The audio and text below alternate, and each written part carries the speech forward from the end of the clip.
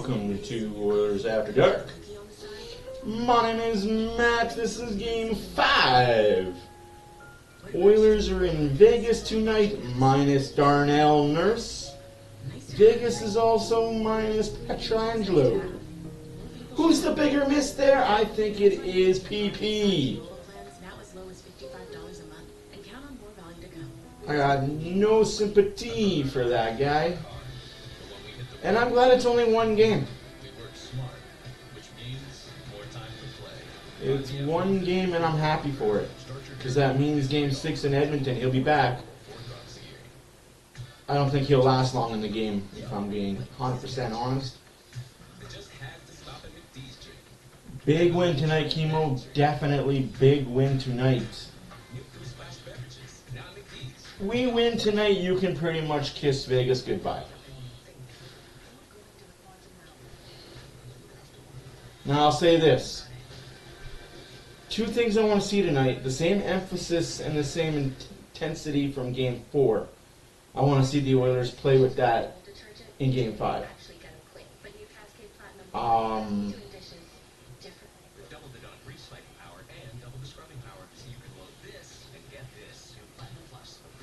We want to see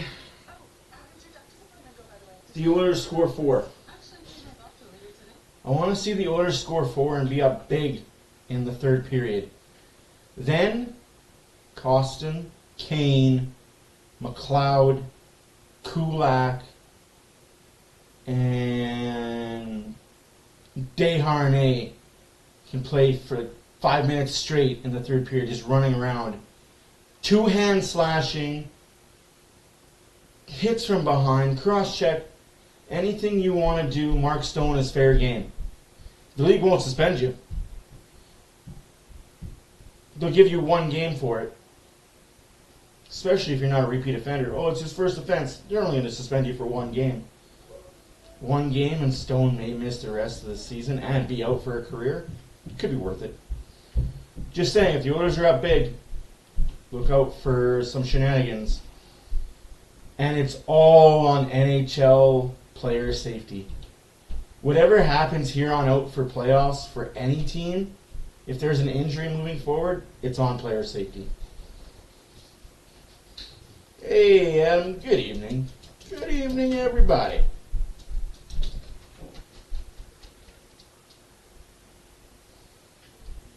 Hopefully everybody enjoyed their night.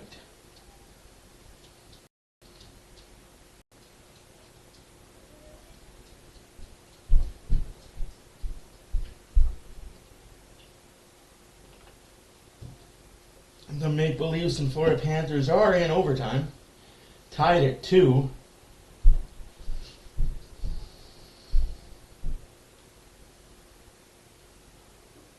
I love what the Maple Leafs are doing. They're giving their fans so much hope that they're going to actually come back in this series. Just to be let down next game. Oh, it's going to be classic. Classic Leafs. Mushu, lay the heck down, please. Edmonton and Vegas, that's good. That's good. Because that's where we're at. Team winning Game 5 after a series is tied at 2 wins 79% of the time, including 4-0 in these playoffs. There are Harner Ryan Singh and Louis DeBrusk. I hate that. Oh, so we missed the entire national anthems, everything, because of the Vegas. Because of the Maple Leaf game. Cool. It's all good. We didn't need to see any of that crap anyway, right?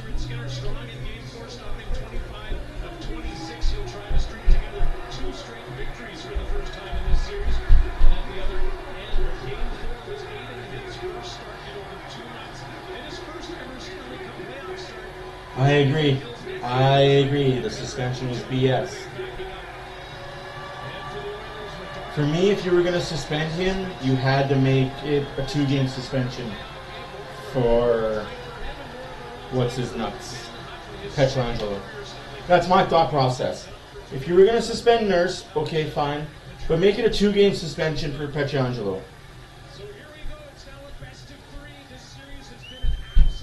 Or rescind Nurse's suspension and a 1 game for Pietrangelo is fine. But they shouldn't be the same suspension. So you're basically telling me that two-hand slash to almost break somebody's arm is the same as fighting with two guys compatible. Nobody.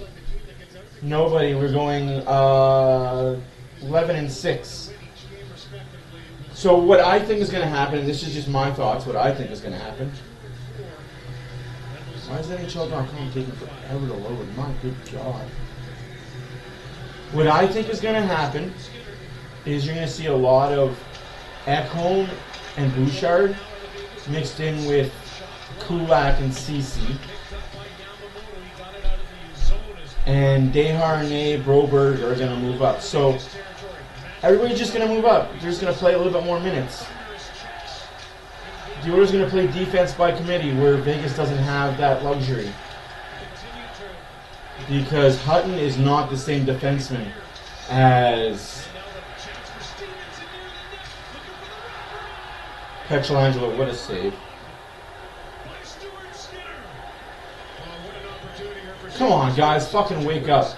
But there's the butt ends I'm talking about. If you look at that Vegas, when the Oilers were trying to forecheck in the Vegas zone, Stevenson had his butt end out, interfering with the Oiler player. Way to go, Draisaitl. Good freaking defensive play there. Come on, NHL.com. Figure your life out. So close. You're right, Louie. From this angle, it seems like Skinner may have got Gorman, but Draisaitl coming up There we go. early in this one, as we mentioned before. That Bouchard the Oilers have been gets center ice and just dumps it in the zone. in all 4 games in this series. Vegas players collectively talking about wanting to get off to a better start. Jack Eichel saying the Golden Knights need to be more decisive, need to get to their game early. Really? Early? We're getting there already. We're there already. That stick in a little deep on Evan Bouchard. So on the forecheck, he tries to reach in there, just disrupt, and lift the stick, and it gets caught under the arm, and then it stays there, and he continues to go along, and as Bouchard Power play Oilers. eventually, Yes, I do want the league season to end. Riley Smith, pardon me, not Barbashev, 19, not 49, and he's going to head in the box for two, so an early penalty for the Vegas Golden Knights puts the top power play unit on the ice. And that look from Bruce Cassidy says it all as the top power play unit in the National Hockey League. Yeah, Season and the playoffs gets to work. I do want the league season to end, and I know I'm in a minority of that, but For the Oilers, again, they're just doing what they always do. Give their fans hope just to lose in game 6 or 7. David set to go in the face-off circle against Nicholas Waugh. The Oilers win the draw. My wife's in the other room watching the game right now. I need to get 2 TVs. Oh, blocked in front by Hyman. He didn't block it in the net. He blocked it in the corner. Power play for the Oilers. 1 shot to none. Was trying to get that puck. Carlson was in the way. And now it's Waugh who forces Come on, it guys. to neutral ice. 30 seconds gone on the power play. Usually he's looking to Which team do I like besides the Oilers? I'm an Islanders fan. piece of it on that low puck. I like Minnesota. Makes him move and stayed out. Aiden Hill trying to stay with him the entire time. I'm a fan of Winnipeg. There's very, very few teams that I like because I am an Oilers fan. And most of them are in the East. Most of the teams I like are in the East. Now McDavid to the point. Bouchard Big fan of the Islanders. looks, passes. It's Ryan Nugent-Hopkins back to Bouchard. I'm a fan of Florida. I've always been a fan of Florida. His pass blocked. Stevenson got away. Draisaitl. Ahead to Ryan Nugent-Hopkins. Feeding it all the way to the point. We're back to the passy power play. Come on, guys. Everything's to the outside. Shoot! He slides it to Bouchard, the wrister. The ricochets wide. McDavid's feed. Missed Draisaitl. McDavid. 35 seconds left to go on the power play. McDavid moving up. Ryan Nugent-Hopkins waits. Forwards it to Draisaitl, who has a look. Dishes back. McDavid. David gets slashed on the hands. Draisaitl again. Stone doesn't like when people attack his back, but he sure likes to attack guys' wrists. Back to McDavid. Freaking baby. McDavid to Ryan Nugent-Hopkins. He waits. Now he shoots. Rebound. Scores! Connor McDavid! 1-0 Oilers!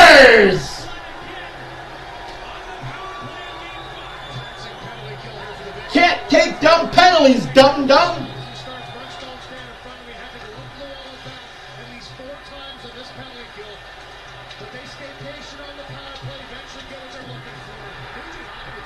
One, nothing. Hey, Kevin, welcome back. You know what? If they do win this series, they are going all the way. I will tell you, if they do end up beating Florida, they're the team of destiny to lose to the Oilers. Wouldn't that be something, eh? Oilers Leafs finale. Oilers won.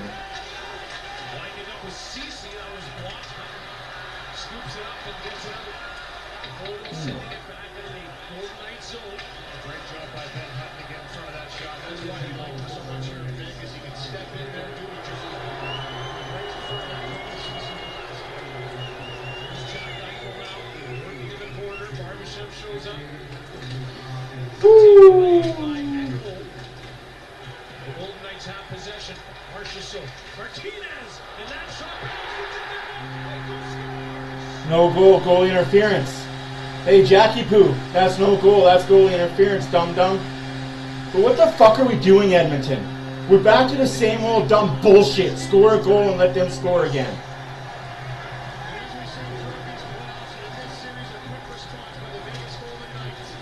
Seriously, what the flying fuck are we doing? Yeah, that's goalie interference.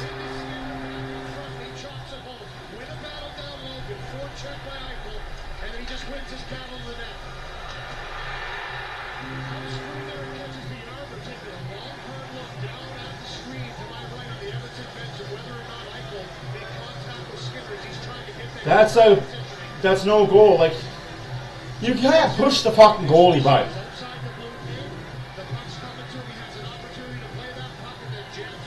Definite goalie interference there, tough guy. No goal.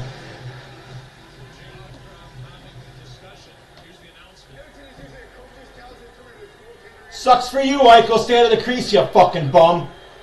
Go back to Buffalo. Oh, I didn't hit him. I didn't hit him. No, you hit his fucking stick. Full body on goalie stick. No, well, I didn't do nothing. No. Fucking moron. That's one guy I hate the most out of Vegas is that fuck. You didn't even fucking talk. Shut up, Louie. Fucking go work for TNT or ESPN, you fucking idiot.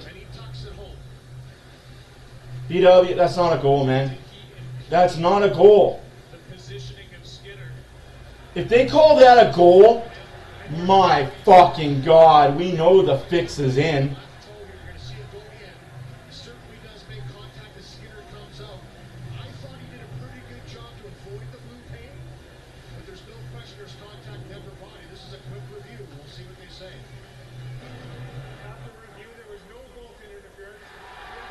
Okay. Fix is in, boys. Fix is in early. All right. So, hey, that's open season on goalies now, too. BW, you can't be like that, though, bud. BW, you can't be like that. I'm gonna really tell you. I know what your feelings are, but this is an Oilers channel, man. Please, please. I'm not trying to be a dick, but.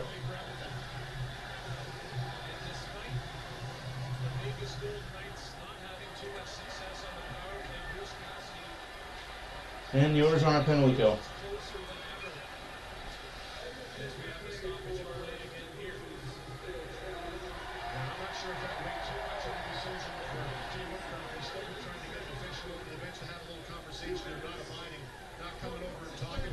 Fucking refs were told before the game. This is Vegas' game. Fuck you, refs. First you don't just... Like, the NHL can't be happy. Nobody can be happy with the way the NHL is being run under Gary Bettman. You fucking joke of a league. You couldn't even keep up with the fucking Kentucky Derby. That's why you pushed games back. And you didn't have primetime games. Because you're so worried about the fucking Kentucky Derby? Are you fucking kidding me? A horse race is what you're worried about.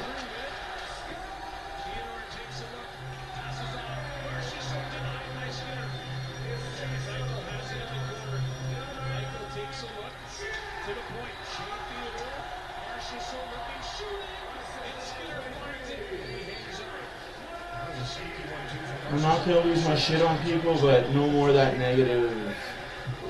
We're in Oilers channel, man. Sorry, but we are in Oilers channel. No, he meant to shoot that long. It was a hard shot down low, looking for a stick. He had two people in front.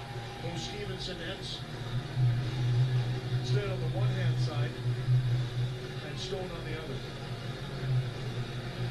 There's no way that counts a freaking goal. Such a show. Well, we got no timeouts, we got no challenges, so guess what? When our goalie actually does get run or there's offside and the rest don't give a fuck, good job, NHL. You've got the most amazing officials in the league. Oh, is that a penalty too, ref? He fell over on his own 2 feet. No other player was there. That's a penalty, right? Fucking Jack Eichel, you biggest bitch, baby.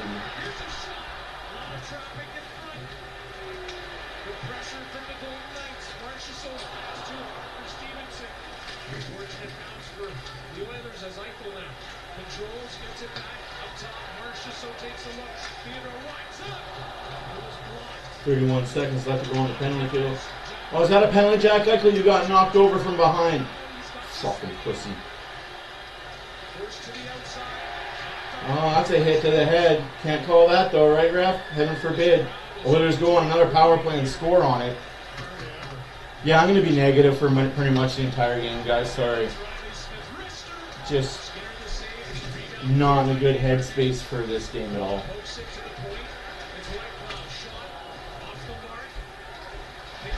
I don't know what is goalie interference and what's not goalie interference anymore.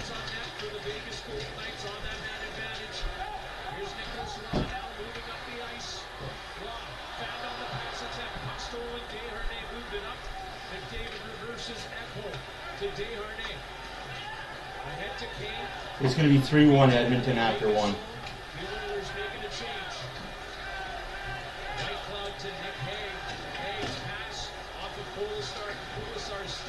Bouchard clears a chance for Yamamoto. Draisaitl joins. Yamamoto couldn't get him the puck. Whitecloud blocked the pass. Draisaitl centering pass in front for Nugent Hopkins. And getting in the way was William Carrion. Puck knocked down by Bouchard. And the linesman blows the whistle. Connor McDavid, Jack Eichel keeping pace with one another. Connor McDavid and Jack Eichel are not keeping pace with one another. It's not even a debate. Stop. Like, for how long were you guys trying to tell everybody, Matthews is good as McDavid. Matthews is better than McDavid. He's not even as good as Draisaitl. He's barely on Hopkins' level.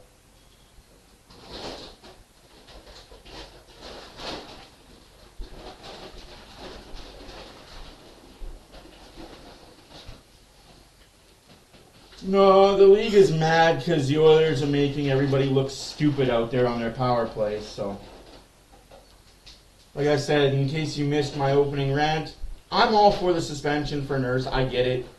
You can't fight a guy even though he wanted to fight for half a period. You can't do that in the last 5 minutes. But if you were going to suspend him, it should have been a lot longer for the Pietrangelo suspension. 1-1 makes the league look weak and retarded. And you've got non-hockey fans commenting on how weak this league is and how bad this league is run. It's kind of sad when you've got NFL guys, and I could name a few guys that have watched what's going on, and baseball guys and basketball guys. John Boy Media, shout out to John Boy. Pat McAfee, shout out to Pat McAfee. And Charles Barkley. You've got those guys talking about how bad the NHL is for league officials and player safety. When you've got the outside world of the NHL with eyes on you saying how bad of a league you are, you know you've got problems.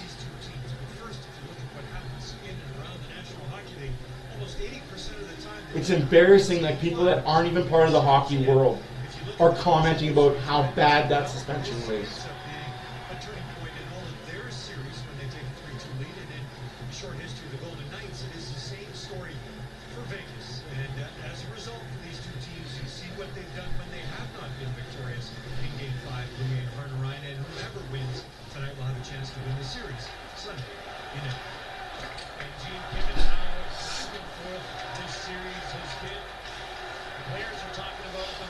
Sorry about your fallen compadre there, Kevin.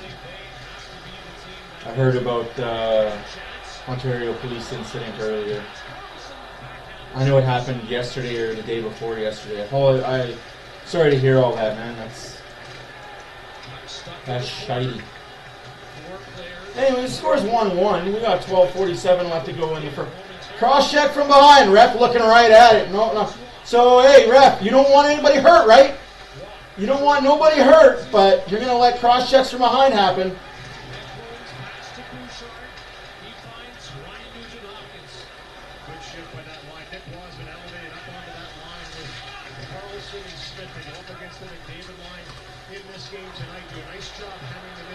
CC play, jump up.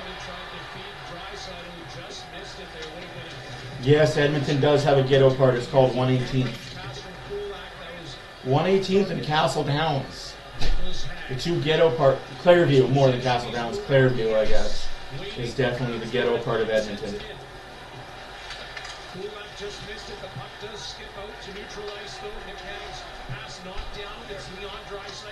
Yeah, man, as soon as I heard that, I thought of you, man. I was like, that's tough. I hate that people are getting killed on their jobs.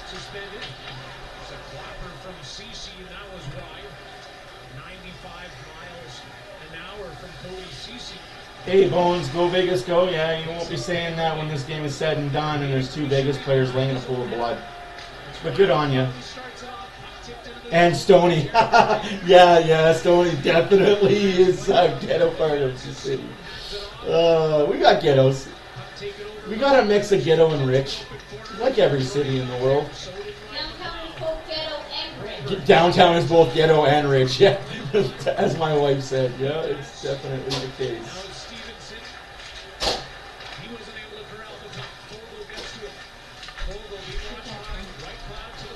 Away! Shoot that. Oilers are buzzing now. This is a fourth line buzzing. Damn me. Yeah! Power play Oilers! Bitch about it, 1-4. Bitch about it! That's what you're good at. Crying every time you get a penalty. Behind that, I'm not sure who it was. It looks like Nick Hague, the big guy's heading over to the penalty box here, and it'll be a trip on Warren Fogle as he's trying to get himself to this loose puck. Just got chopped there, takes him down. It's open season on the goalies, guys. It's gonna suck for Vegas. Nicholas Hague, 6'6", 230 pounds. He's the player that was challenging Nurse to a fight several times, according to Darnell Nurse. In Game 4, they did end up fighting at the end. Heavyweight Tillman there. Yeah, people get shot all the time here in Edmonton, unfortunately. It's more of a stabbing city now that we've had, and I don't want to sound crass or rude, but since we've allowed so many East Indians into the country, into the city, we've had a lot of stabbings.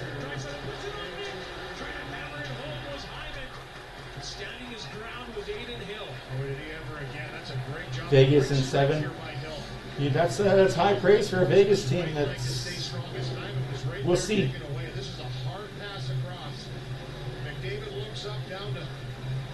He throws it into that mix. You can see that puck kind of bouncing up and down right onto the pad when he stands. No, they didn't. No, wood sticks did not break as much, and they hurt a lot worse. I still have a good. Oh yeah, police exist. I'll get into the whole police situation. Minute 47 left to go in the power play. The police exist in Edmonton, but Edmonton has almost 2 million people and only 10,000 cops. So when you've only got 10,000 to 20,000 police and you're a city of almost 2 million, it's You're tough. looking at a 5-hour response time.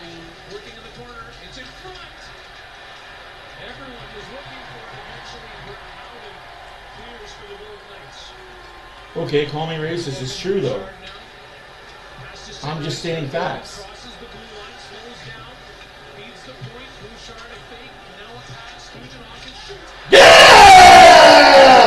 Goalie interference, right, refs? That's goalie interference, though, right?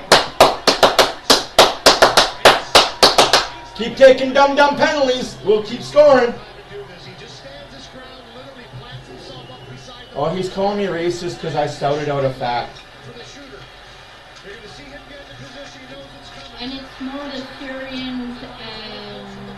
But he stands his ground and just ricochets off of him after the save goes off his body into the net.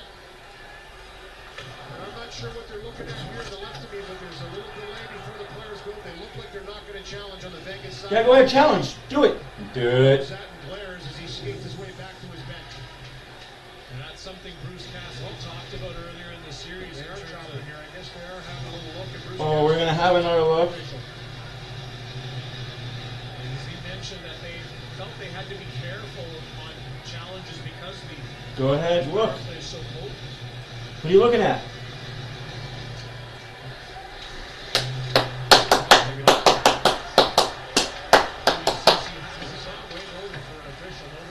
I think his people upstairs told him don't look.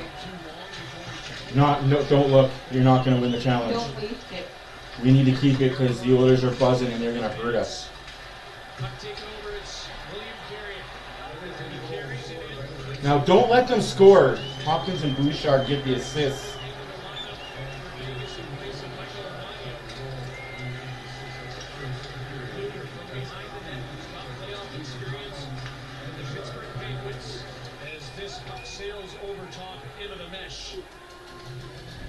Zach Hyman with his third in the playoffs for Nugent Hopkins and Bouchard. Ugh.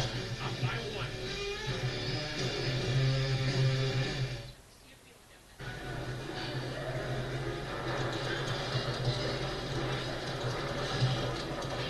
You deserve a vacation. Yeah, people get robbed. So, Reward yourself with a Scotiabank Passport Visa Infinite card. I didn't say it was just the immigrants that are coming in. No, we've got problems with Aboriginals and white people and Nigerians. It's an all people problem. It's not just a person of color problem. Edmonton has a gang problem. Edmonton has a homeless problem. Edmonton has just crime problem. That's what happens when big cities outgrow their infrastructure. Unfortunately for Edmonton, it grew over the last 10 years quicker than they could build.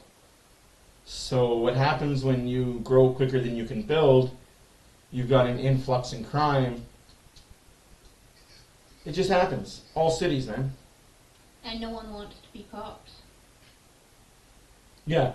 That, and with the new day and age, nobody wants to be a cop anymore, because if you're a cop, you get targeted. I hate that. Like, it's garbagino, if you ask me. Vietnamese, oh, yeah, Vietnamese, yeah.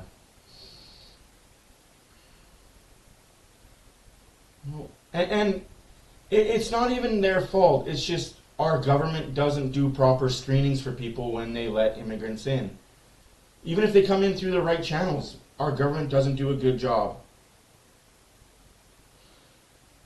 Yeah, I get that a lot actually because I'm an outspoken white guy that's in my mid-30s. I'm automatically racist. I get that a lot. It's because, when I'm bald, like after this series, I'm going to shave my head right bald.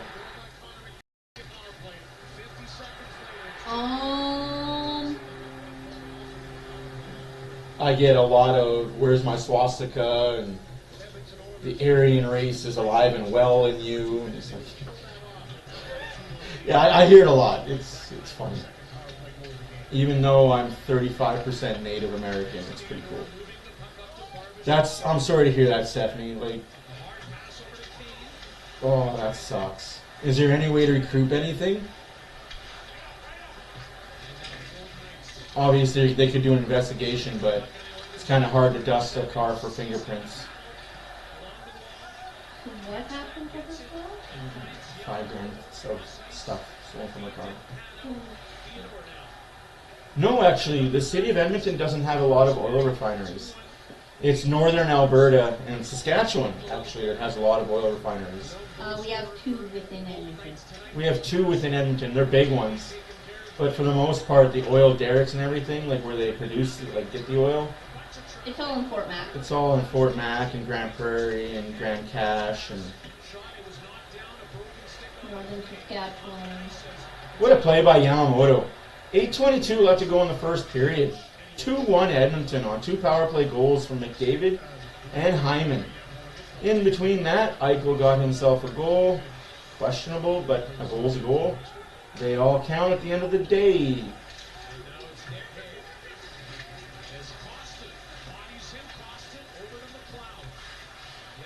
Like right there, for a guy that whines about his back always getting targeted, you do a lot of stick work there, Stone. You're always slashing and hooking at somebody.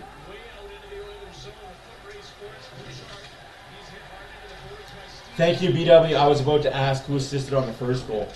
So Hopkins has himself 2 points, and Hyman has himself 2 points? Oughta be. Depth scoring. Unfortunately, they're on the power play. 5-on-5 doesn't matter. 7.5 minutes left to go in the first period. Costin shot on the net.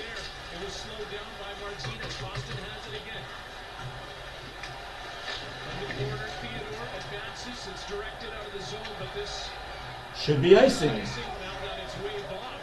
What? Alright. Just slowed down before the Oilers goal line there. Kulak looking for it. McDavid. That was knocked down deep, blocked down deep. Interessante, as they say. Seemed like he might hang on to that, but he didn't. And here's a chance now.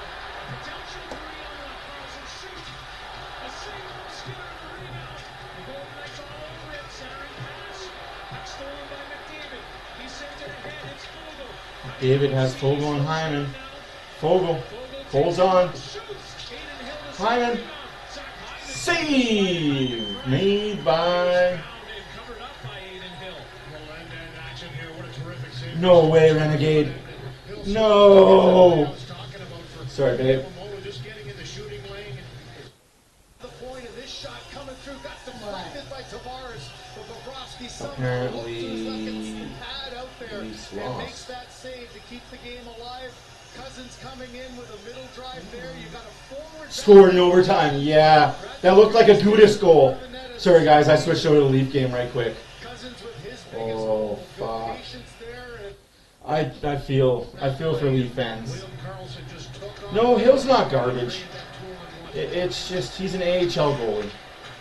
Oilers control. Like they have an NHL caliber all-star goalie sitting on the bench right now. Like why is Vegas not using Quick unless he's hurt? Nick Hag listening to his teammates who are telling him to keep going there as Ryan Nugent-Hopkins advances too far for Draisaitl. Gober protecting the middle ice. Yamamoto, a nice play to move the puck ahead. Draisaitl has it now. Draisaitl. He's taken. Are you serious? You're calling a penalty for a guy falling over on his own 2 feet? This game's going to be a rough one for power plays, guys. I want to see it. I want to see it live. Let's see it. I think he... Ah, come on. Vegas has done that all series. Difference is the Oilers don't fall over.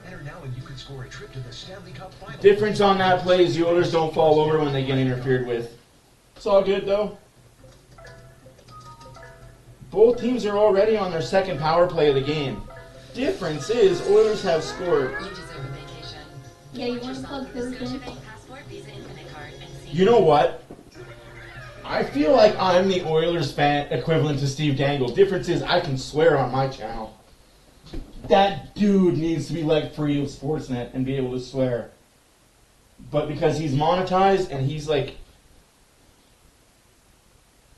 I swear that guy is making mint right now. He's got to be worth a couple million by now with his podcast, his own network. The guy's done okay for himself.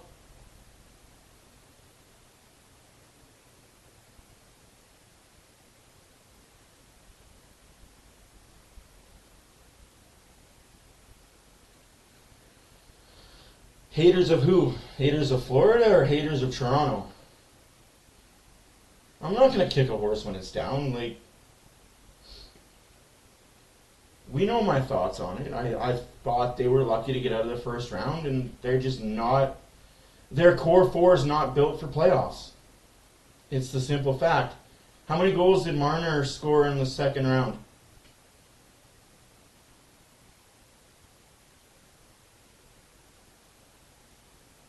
How many goals did Matthews score in the second round? How many points did Matthews and Marner put up in the second round? Tavares. Nylander was the only good one of the top four. I will say Nylander is the only one that showed up that series out of the top four.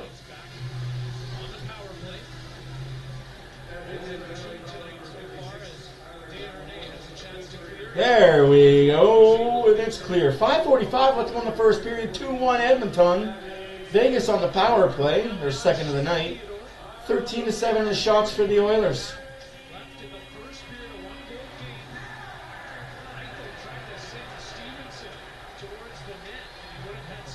Yeah, sorry to hear that, Red Panda. Like, I'm not going to kick the Leafs when they're down. That's not what I do. I don't kick an opponent when they're down, unless they're the Las Vegas Golden Knights or the LA Kings.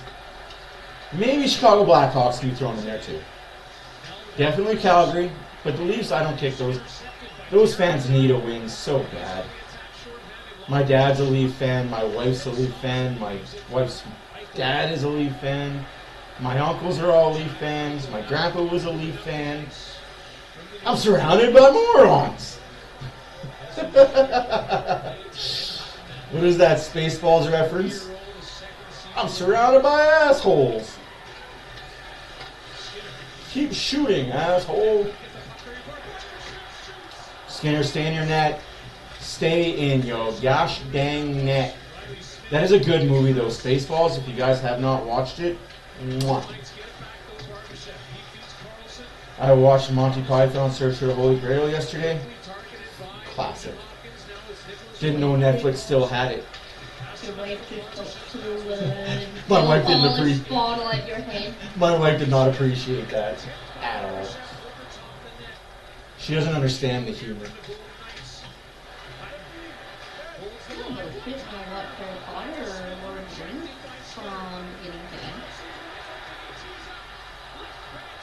Get it out. Yes. And just like that, power play over. Yes, welcome everybody.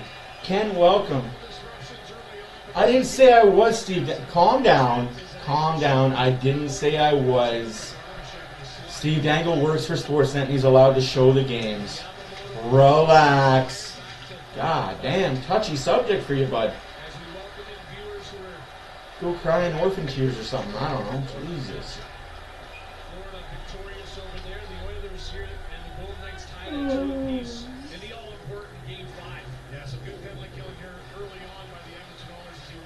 Dallas is way better than Vegas. Dang, Ken. Or should I call you Stan? And if I do, that's an Eminem reference, and I'll probably get in trouble for that because you probably won't understand that reference either. Dang.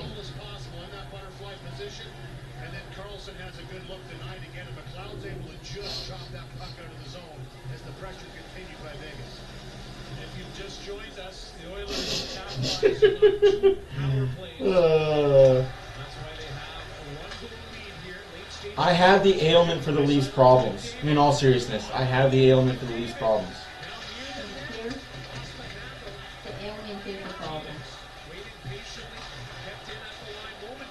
Let Matthews go. I'm not saying to be a dick. Let him go. Trade him before he walks away. Get 4 first-round draft picks for him.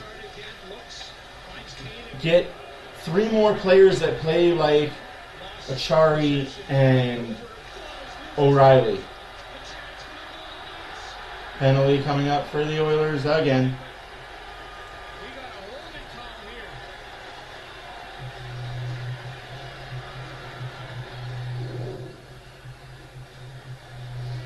In all seriousness, so like if you look at the last 4 playoffs, what has Matthews done in the playoffs?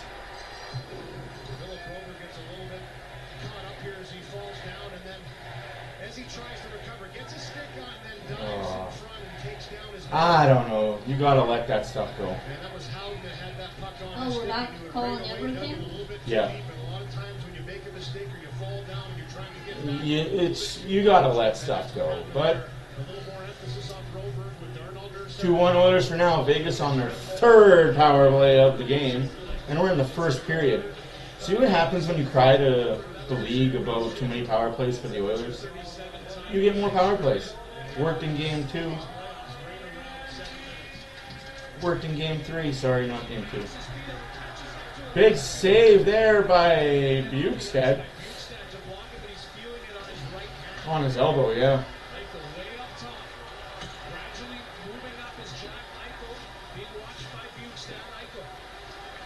2:15 left to go in the first period. 1:26 left to go in the power play.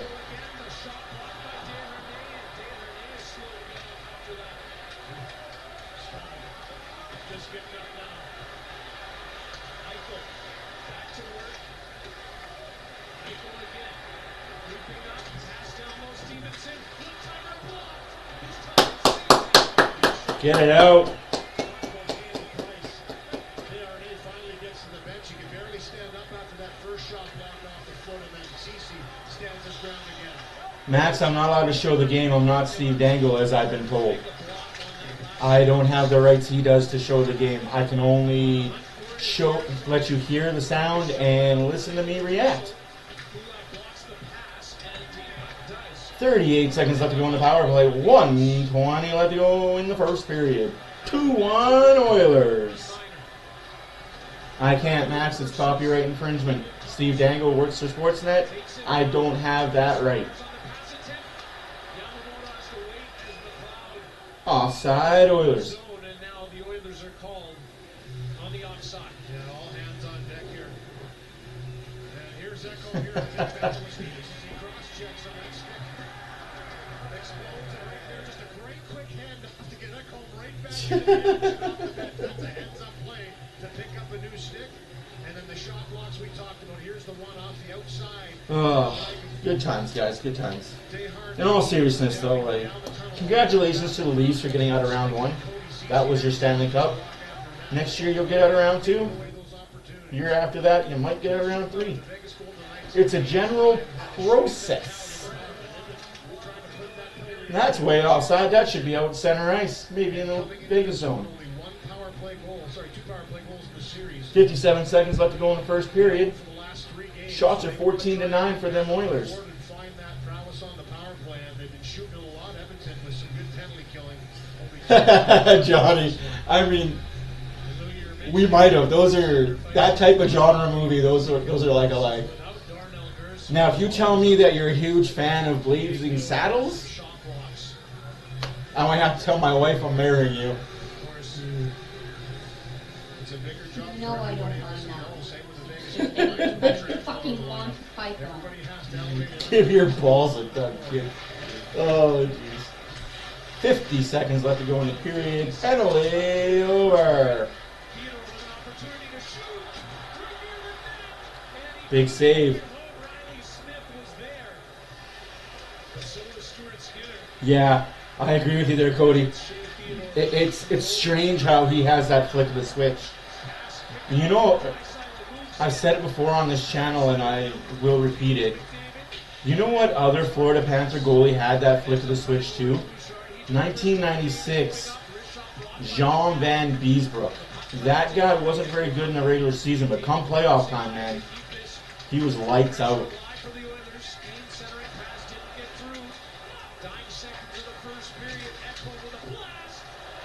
And that's the first period, folks.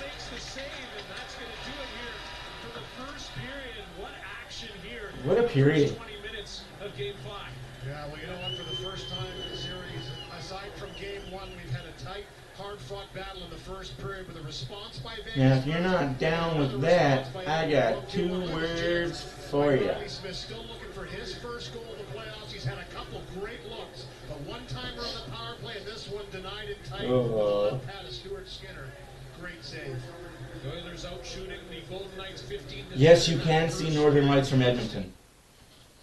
You have to go a little bit outside the city and get away from the light pollution, but you can see them. if you're up on a tall building, and I only know this because I've been on top of the TELUS building, don't ask questions.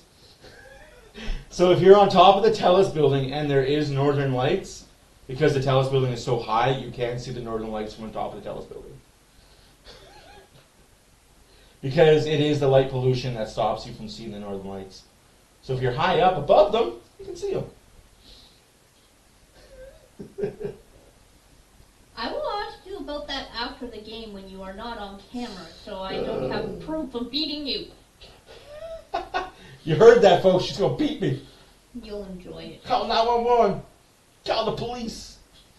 No. Don't hit me. Harder. I'm going to Vegas in 2 weeks because I want to go to the Grand Canyon.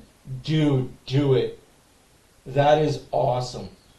Unfortunately, the Grand Canyon is a 10-hour drive from Vegas, so take the helicopter tour. I don't know if you heard of Renegade, but take the helicopter tour, my wife said. Because apparently the Grand Canyon is a 10-hour drive from Vegas. I don't know that because I've never been to Vegas. Been there once, not that great. Also could have been the company I went with, but yeah. Well, I'm pretty sure it was the company you went with. So how's everybody feeling tonight? What are your guys' thoughts on the suspensions? Were they fair? I know some of your guys' thoughts, but Maple Leaf fans that are in here, what are some of your guys' thoughts on the suspensions? Was it warranted? Did you like the suspensions? Did you feel they were fair? Or is player safety out to lunch and they don't care about player safety?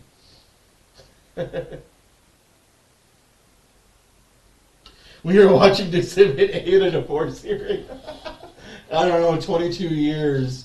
She would have left me by now. I mean, hey, worse things have happened.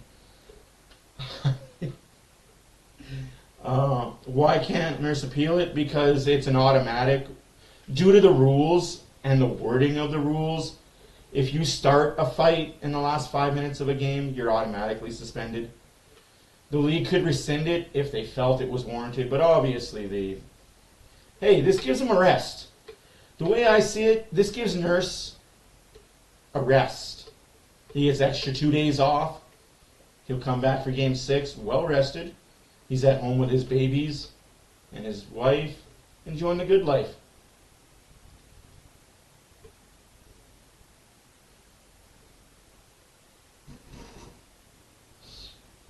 So remember that post I sent you this afternoon about our call-up?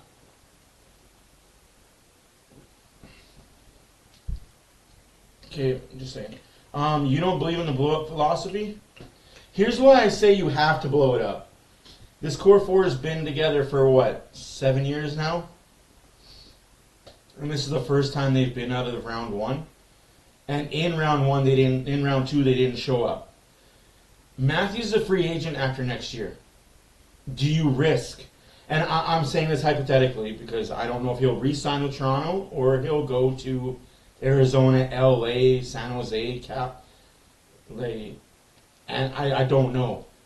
Do you risk not re-signing Matthews and him walking away scot-free at free agency?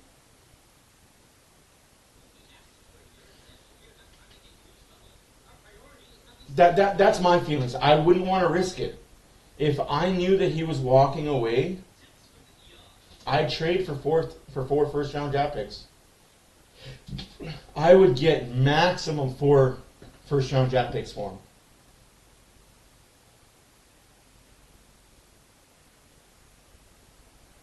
I agree, Johnny. I agree. It sucks that it's only 1 game, but hey, now he's going to come back in Game 6. Hopefully Vegas is down in the series by 1. And he's going to come back and get his comeuppings. Nurse just pounds him in the first period. They fight. It's over and done with. This is what I want to have happen. And this is going to sound really crude and old school hockey. Pietrangelo comes back next game. Nurse comes back next game. Within the first 5 minutes of the first period, either Kane or Nurse squares up with Pietrangelo and says, "You have a toning to do. We're squaring up. We're boxing." And then it's done. It's settled. You got your fight in, whether you win the fight or get your ass handed to you in a fight. You got your fight in, we move on, we settled it. Play hockey. Yes, they are definitely better than the Leafs top four. But yeah, that call-up we apparently did this afternoon, Yeah. someone had been asking what jersey I need to go and get his jersey. Like, what numbers are they saying his jersey number is going to be? Oh, Jesus. People believed. Please tell me. Okay, yeah, please tell me the joke. Like, his jersey's going to be 52. Yep. First replied, his jersey's going to be 52. Yes, I love it. Because, you know that was entirely a Chris. Thing is, I can see Chris having done that entire post himself. Yeah, no, absolutely. No, like that to me just makes sense to me. First period, get it out of the way. Like, you know there's going to be animosity throughout the entire game. Why let it fester? Why let it build up? And that's where the refs have to say, you know what? Somebody who's going to fight might as well get it out of the way. And if there's anything else after that, then you deal with it accordingly. You give out game suspensions. You kick people out for 10 minutes. But you let the players police themselves in the first period, first 5 minutes of the period. If Petrolangelo backs down, like let's say Nurse is going for him, or Kane is going after him, asking him to fight, and he says no, then you got a problem. Because now it's going to get prolonged throughout the game, and that's when real injuries happen. I'm not saying that the Oilers are going to take liberties with Vegas players. I'm not saying that they're going to go out and purposely injure a Golden Knight player. That's not what I'm saying. What I am saying is just, if you don't police the game properly, unfortunately players do.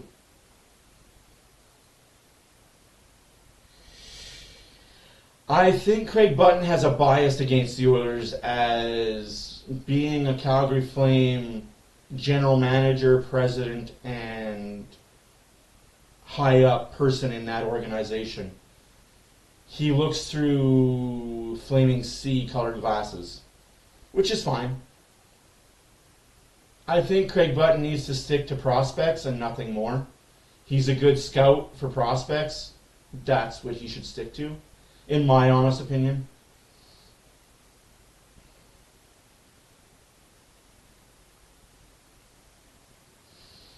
Ooh, play matchmaker. As much as I want to see Edmonton, Florida, I think Carolina is just rolling right now. If Florida gets past Carolina, they're going to be scary. What a shot, though. I'm going to have to watch that game over. Who was on the ice in that? Oh, he knows his job is done. He knows he's getting fired. Oof. Who? Dubas, yep. I think Dubas knows he's getting fired.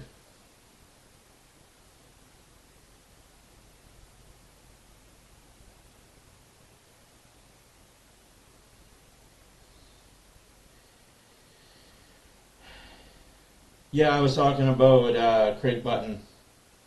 But he's not even an analyst. He's a hockey scout. Like, I hate that he's trying to call himself an analyst. He's not an analyst. He's a hockey scout. Stick to your Craig Button's top 25. You know junior hockey. You know international hockey. That's your niche. Stick to it. I would trust Elliot Friedman more than I would trust Craig Button, and I don't like Elliot Friedman. Do I need to go and take your temperature? No, why do you need to take my temperature? You said you like Elliot Friedman. Oh, you think I'm sick? Yeah, I know. Yeah, my wife needs to check my temperature because I said I like Elliot Friedman.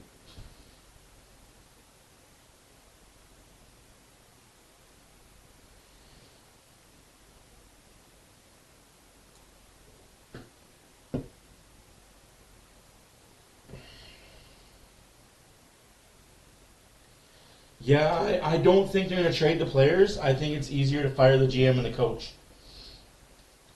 3 things have to happen in Toronto. The Shanahan plan didn't work. Shanahan needs to be out, Dubas needs to be out, and Sheldon Keefe needs to be out. And if you're not going to fire any one of those three, then yeah, trades need to be made.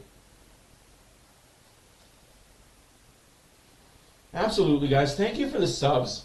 My name is Matt for Oilers After Dark. You're watching Round 2, Game 5, Oilers Knights in Vegas. Oilers are up 2-1 after 1. Power play goal by McDavid, assisted by Hopkins and Hyman. An even strength goal scored by Eichel. Goalie interference? Maybe. Vegas gets another power play. Oilers get another power play. Oilers power play. Hyman goal. Hopkins Bouchard. Vegas gets 2 more back-to-back power plays.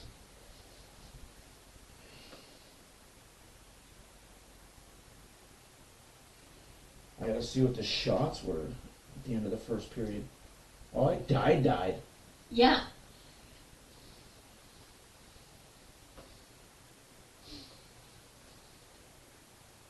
Yeah, she got about 5 to 10 minutes of her show, and then it went do. Damn. Vegas is 0 for 3 on the power play. Oilers are 2 for 2 after 1.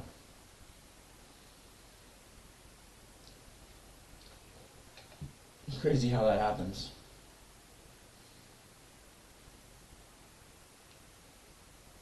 I was kind of hoping that Toronto was going to have that comeback in them.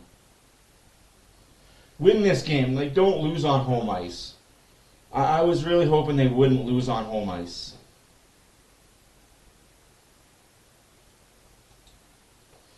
(15-11) were the shots for the Oilers after the first period.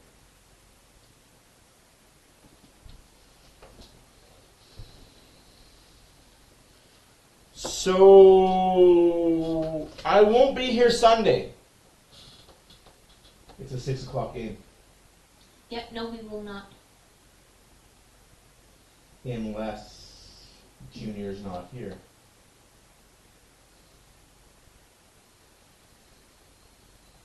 So you might have to just send out a message Sunday morning and let everyone know. Yeah.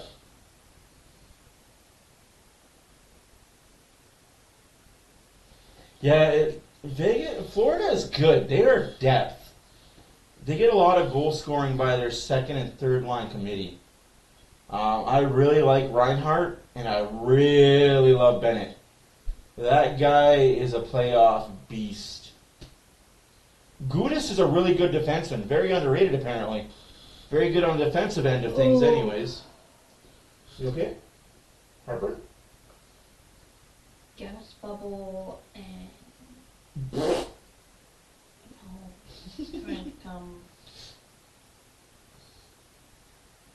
No.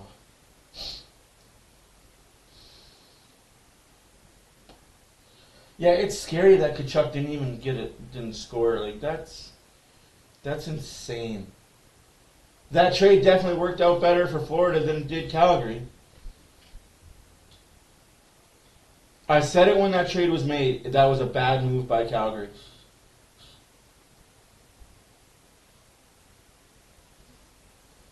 I don't think it'll matter. Like, matchup-wise, I want them to face Florida because Florida plays the same style the Oilers do. Fast pace, up-tempo. That's why the LA series was going to be the toughest series the Oilers would ever play this playoff. Is because they don't play the same tempo that the Oilers do.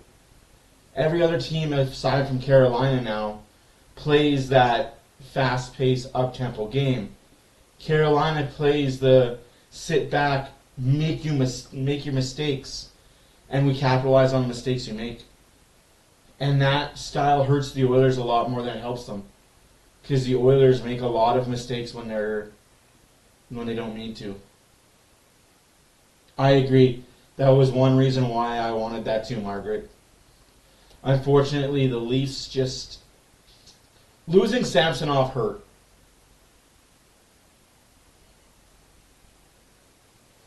The Samsonov injury. Another Leaf gets suspended in the playoffs. Tell me if you've heard that story before.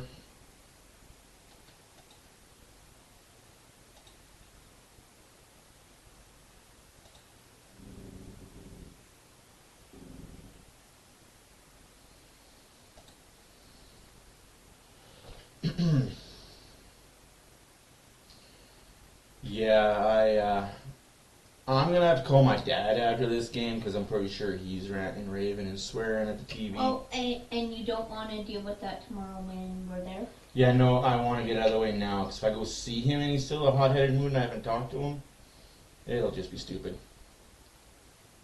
If that happens, me, Dee, and Anna are going out to the store to do the shopping we need to do. Yeah. So in that aspect, I'd want them to play Florida, but I'd like to see Carolina as well. Revenge for 06. Yeah, they're very unpredictable. That's why they say it's a war of nutrition. Playoffs are a war of nutrition. It's not always the best team on paper that makes it through. It's the healthiest team that just finds ways to not get injured.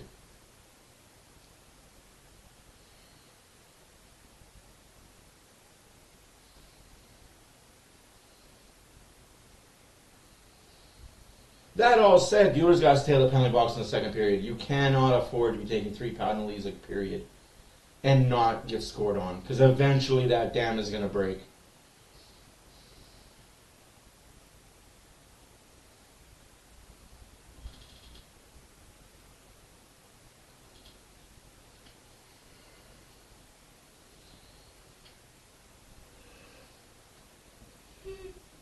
Oh, you know. You yawn like that, you can go upstairs and go bed. Or is that where you're going to be heading in like 20 minutes? No, because that still hasn't eaten. It's probably too hot for him. Did you put food out? Mm-hmm. That's probably too hot for him.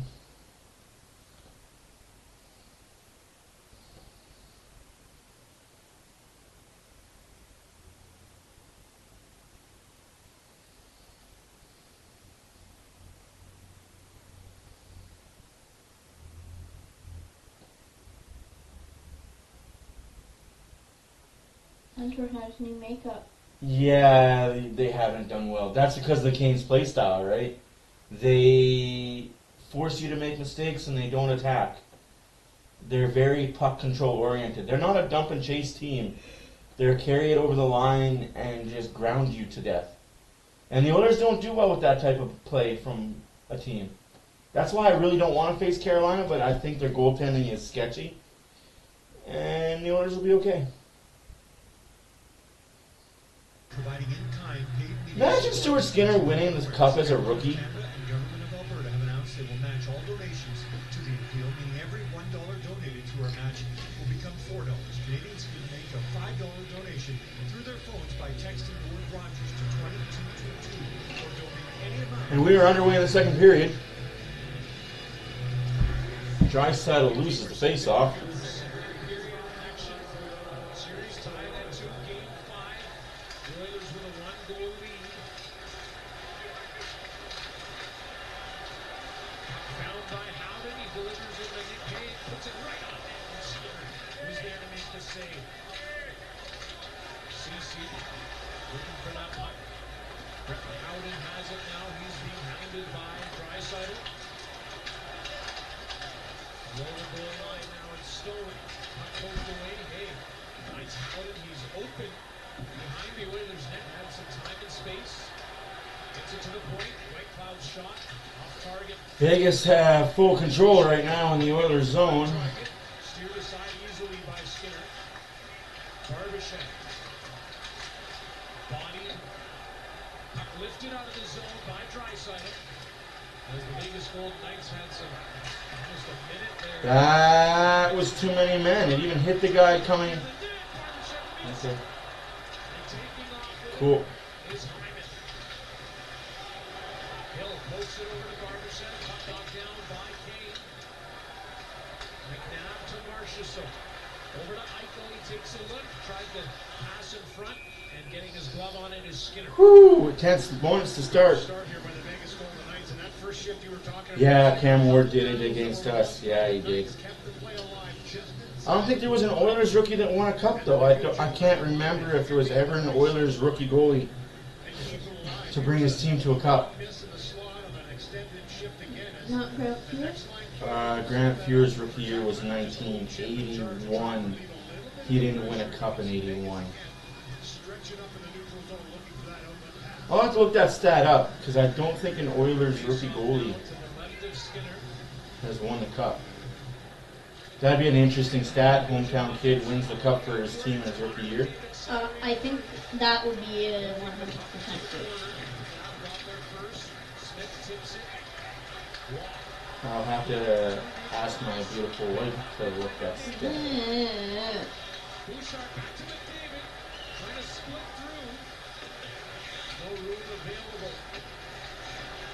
Well, you just got to go back to 1983 and 84 when they first won their cups. He was in there. McDavid gets cross-checked one time, two times, hit from behind. I love it. Let him play. Score a goal here. Bouchard, shot, blocked in front by 5 people. Take that shot, Bouch. And nets off the bearings. McDavid just smiles and laughs. What about Andy Moe? Ooh. Good question. So far, what I have found is the only rookie goaltender to win a cup, not including hometown, has been Binnington. Cam Ward wasn't a rookie? Cam Ward? Cam Ward might not have been a rookie.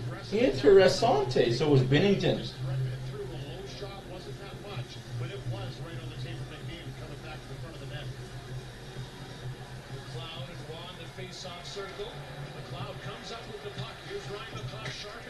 Sharp angle shot by McLeod, way outside though. That's the bad thing about taking those shots, folks. If you miss, He hands it off to Vincent Desharnais. can you look up Cam Ward and see when he was a rookie? I know he won in 2006, but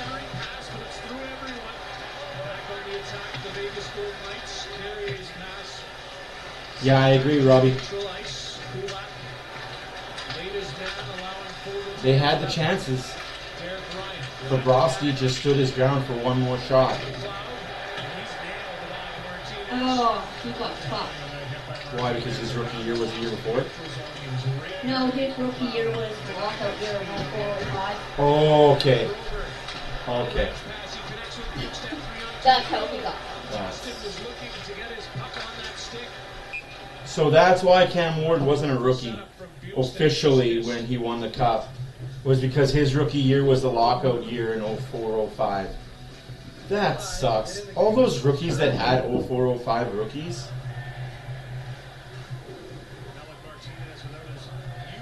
No Calder trophy that year. No rookie. Like, jeez. Stupid lockouts. Unfortunately. His rookie year was 03-04. Unfortunately, we're headed for another lockout here in 2 or 3 years, so. Prepare yourselves mentally for that. Oh, shoot, Kane!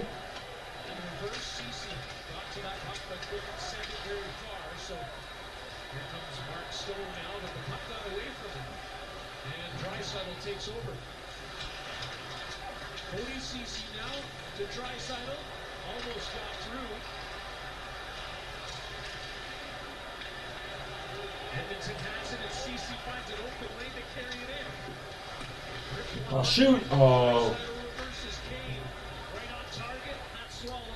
16-14 left to go in the second period. Scores 2-1 Edmonton. Shots are 17-13 for the Oilers.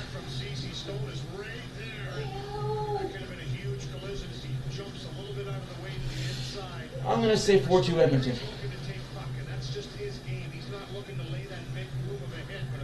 Yeah, I don't agree with you there, BW. Florida does have fans. They have fans, and they do well in Florida. It's just most of them are Canadian snowbirds that cheer for Canadian teams first. Bouchard, bad giveaway. Come on, Bouch. Good defensive play, though. McCabe going for headshots on McDavid. Yeah, that's going to suit you well. And you know this who also needs to Yeah, tap. and Mo.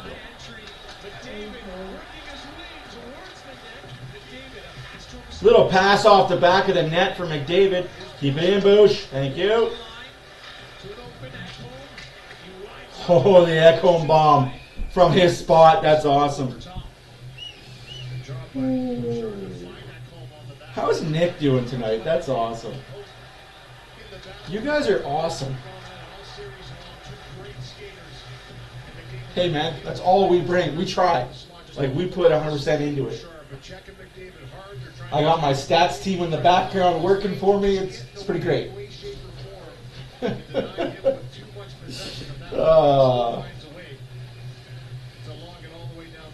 Okay, so his NHL draft was 1980. So his rookie year was in 81, 82? He didn't get that. Dang. All those really good Oiler goalies that didn't win a cup until they've been in the league for 2 or 3 years. Oh. What?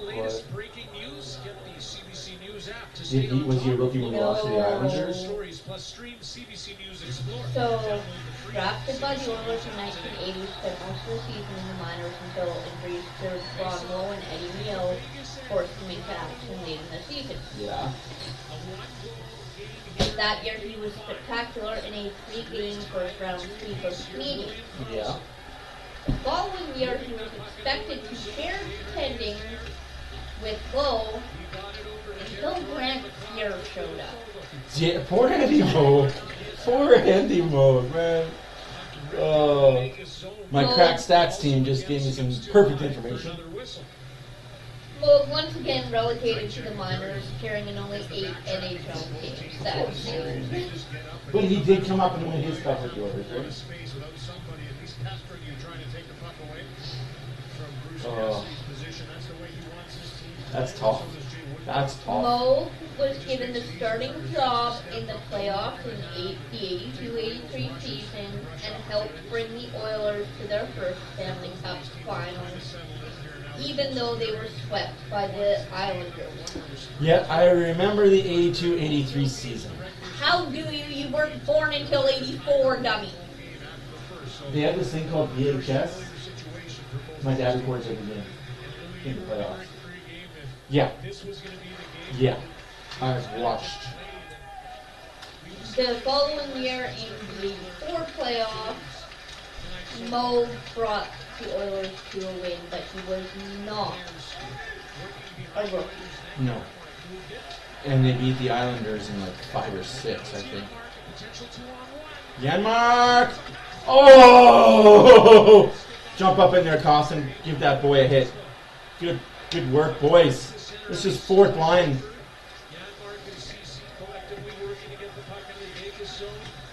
Yeah, he did it with Montreal in 1989.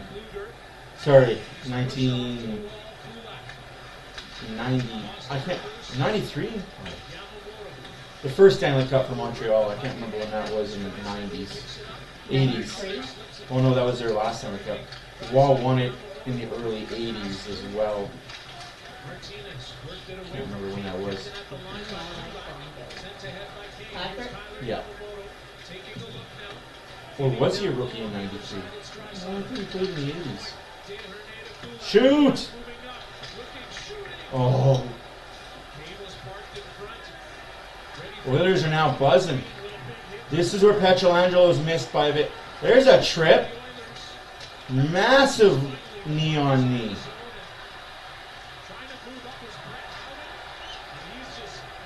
Bennington did it with St. Louis, didn't he?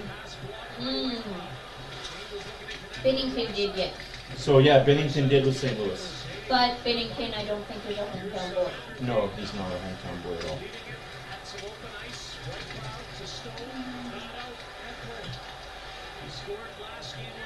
1986, yeah. That's right, Montreal did win a cup in 86. Way offside, and that's intentional, come on. Man, we are so full of... Hey, babe, What? Skinner has a chance at getting the Calder. How so? Patrick Waugh, when drafted Most in cases, the things are 84 all the draft, same, but Service Yeah. Credit Union is different. We guarantee 100% of your deposits and even a share on our profits. So while the banks just sit there, we're working hard for you. Feel good Go about your on. money. Service Credit Union. he earned. Wait, what's it called? Calder's Rookie of the Year. Yeah. Rob played despite the thoughts that he was not going to play for the Canadians that year.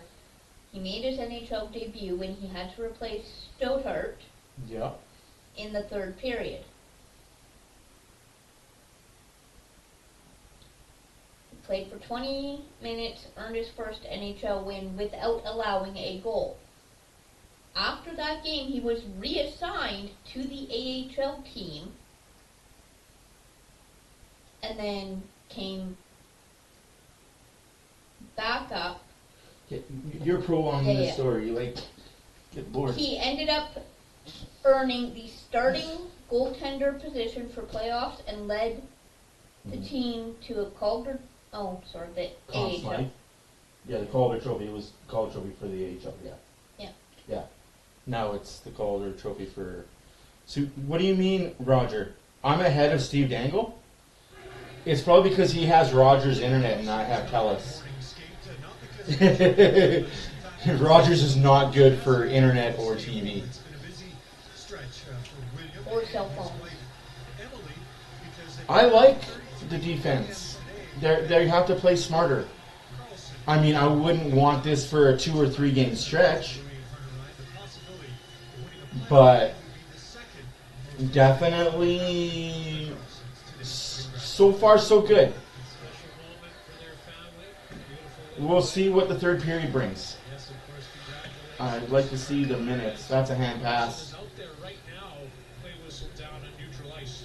He's been getting a lot of duty against number 97 in this matchup in game number 5. As Bruce Cassidy loading up that line a little bit with Waugh, with Smith and Carlson. Also another reason why he's probably a bit more delayed is because he's streaming the game and it's taking more bandwidth, where I'm not streaming the actual game on my computer. And he's going through 3 different servers, so all his producers and people behind the scenes have access to his computer feed and stuff, which I'm trying to figure out how to do so I can give my wife access so I don't have to be pushing the buttons myself and switching scenes and everything else. That just doesn't work when I'm at work. Yeah. Absolutely, Renee. That's amazing. Atta boy with those stats, buddy.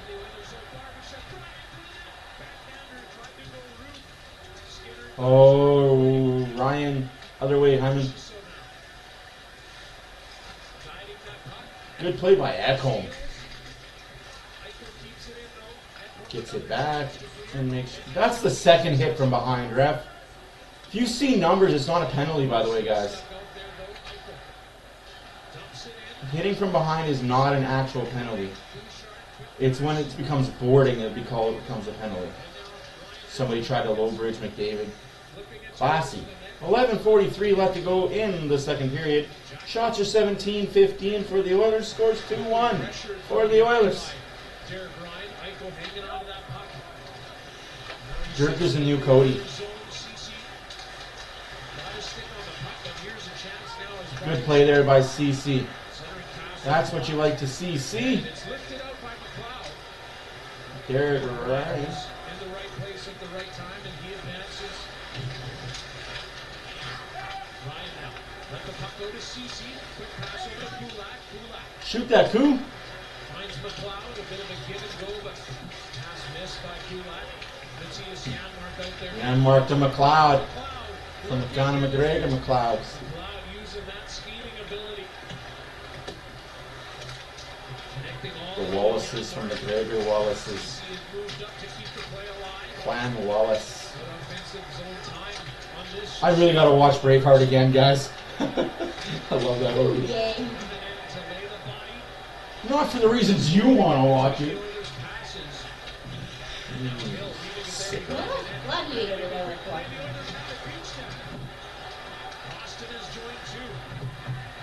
Jeez. Oilers be buzzing. Vegas is scared. Thanks for asking. To Costin from center ice, he flips it in. Hill, it went through between his legs behind the net.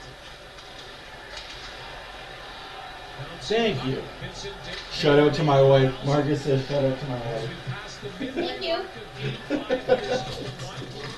Don't. Do we have new stuff? Yes, we do. We have a lot of stuff tonight. Don't give her a big head. Her belly's big enough for everybody. She's pregnant. It's not a fat joke. It's not a fat joke. My wife is pregnant. If I didn't risk hitting the TV, they would already be flying. Crosses the blue line. Center and pass cut off. Puck comes all the way over to Skinner. Saved by Skinner. Chances. You know what? I am not a big fan of analytics, Mick. Especially advanced analytics. But I like those odds. I don't know, I've just never been an analytics guy. I understand it, I understand the numbers. Analytics, as I like to call them. I do understand numbers and I understand what goes into making the advanced analytics. I'm not a fan of it. Because according to the analytics community, Chris Russell was garbage. Chris Russell is bad, Derek Ryan is bad, Fogle is bad. Into the neutral zone is forwards from the defense of Edmonton. They're doing it from back in their zone pretty deep, and it turns over. 9:25 left to go in the second period. Oilers still clinging on to the 1-goal lead. Big defensive play there by Ekholm. Gives it to Draisaitl. So Kane. Shoot, CC! Ooh, that was interesting.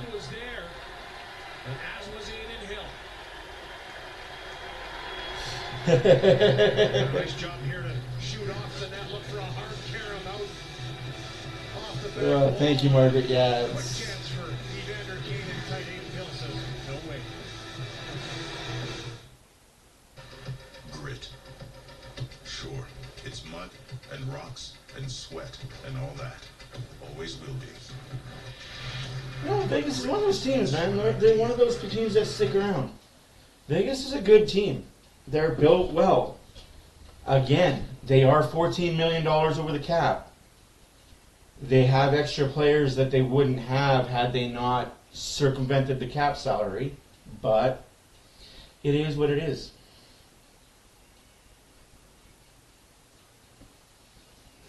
I mean, you're not wrong, Nick. You're not wrong.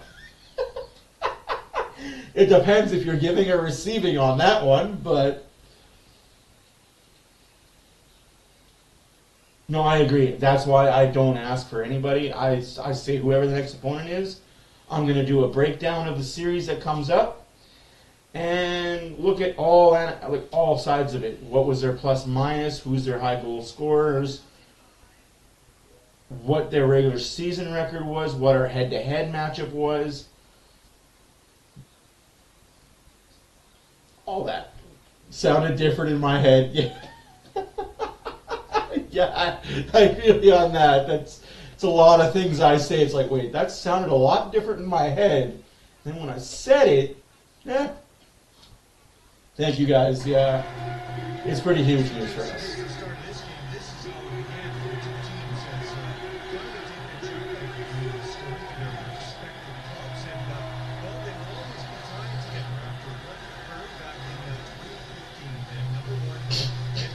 And that was the last time they were ever equals.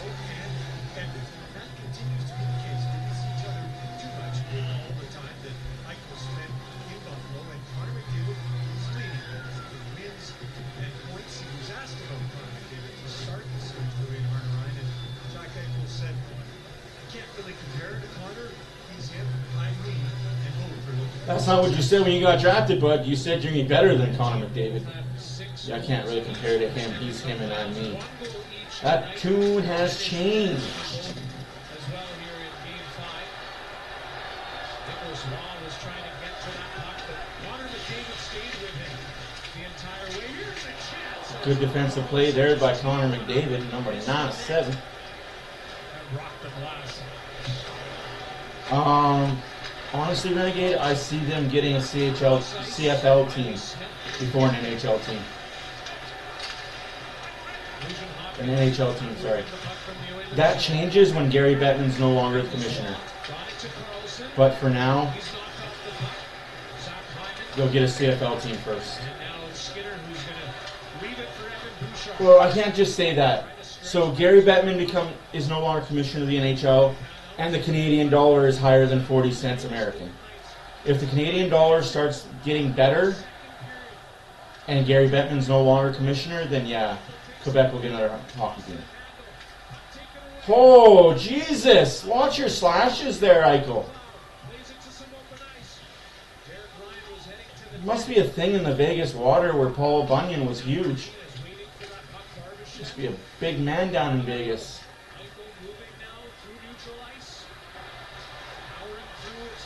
Thank you, Dirk. Appreciate your subscribe. Thanks for being here, bud. Oh, Derek Ryan. CC Sabathia. 7:22, sorry, left to go in the second period.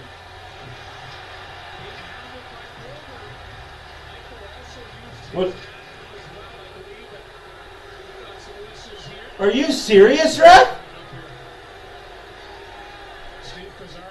Steve Kazarian, you fuck! There's no way that's a call! How? How is that not a call? But a two-hand slash to the face is good. Holy crap. Who's holding who? He grabs on support swap to Robert's stick.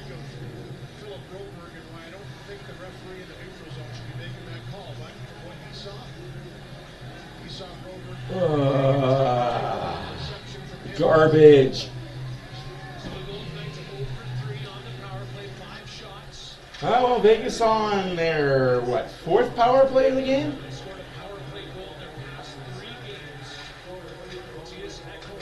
One would say they're due for a power play goal, wouldn't you?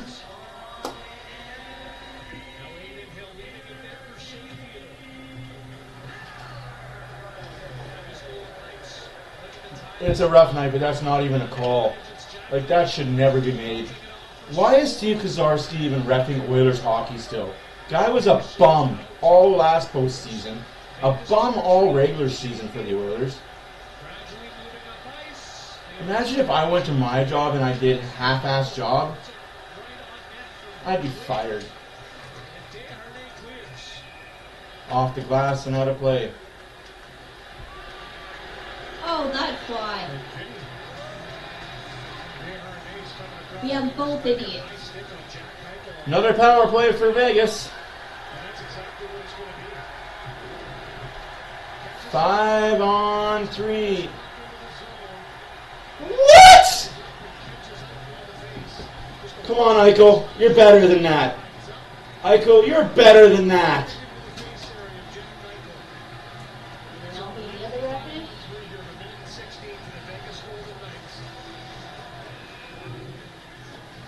Do I want to know who the ref is? I got last. 2-man advantage for 1 minute and 16 seconds. Good job, refs.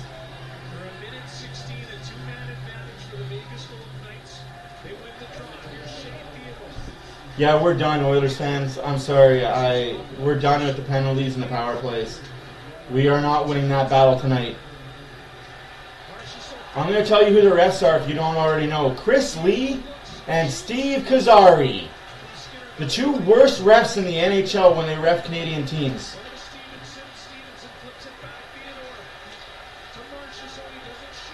Oilers aren't winning the power play battle tonight, guys. It sucks. We got to win this game 5-on-5. Yeah.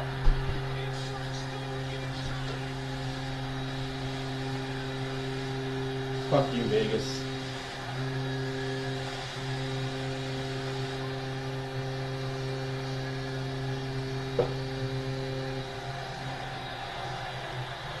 fuck this. Like, the NHL is so bad. Just a garbage fucking league. There's no way that you could have the two worst refs in the NHL ref an important freaking game after you suspended 2 players in the series. If you suspended 2 players in the series, wouldn't you want your best refs on the job so they can manage the game fucking properly? No, you have Steve Kazari and Chris Lee. No one Oilers haters that want the Oilers to lose.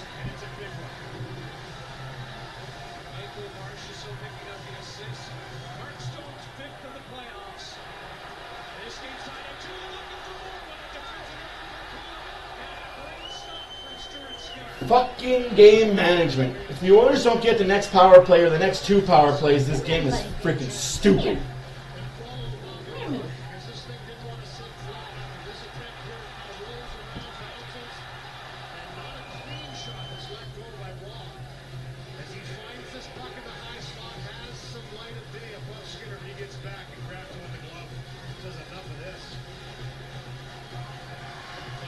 No, Robbie, it's 2-2. Heaven forbid the Oilers actually not get any penalties. 5-on-4 for 1 minute and 16 seconds. 5:40 left to go in the second period.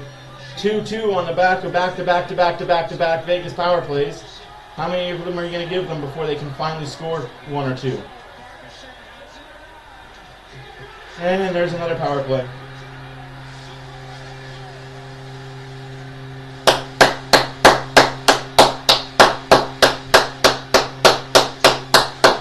Can't challenge it, Woody. You already challenged it and you lost.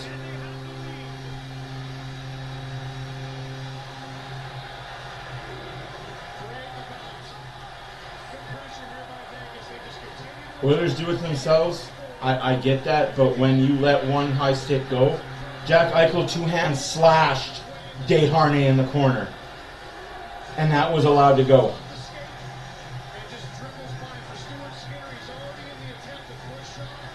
I'm not going to blame the refs completely for this. Oilers need to be better, but come the hell on. You can't have these 2 refs reffing in such an important game as this.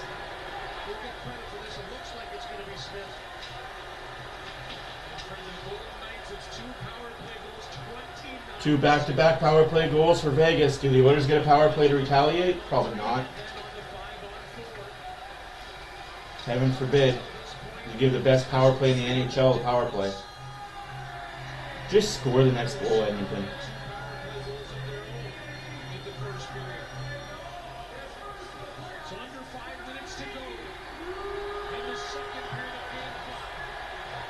The worst part is these fans think their team did something. Going wild. Can we get Oiler actual announcers for the postseason, please?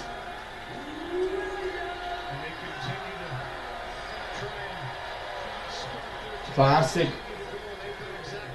What are you talking about, Master Queef? You can't tell me that Jack Eichel high stick was a high stick.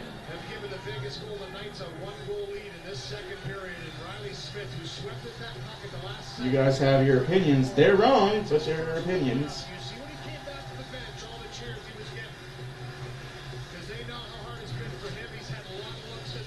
What do you mean how hard it's been for him? You had 6 power plays back to back. Fucking grow up, you idiots. Vegas fans are probably the worst fans in the NHL, bar none. There's a few exceptions. There's an exception to every rule, but overall, the fans are clueless.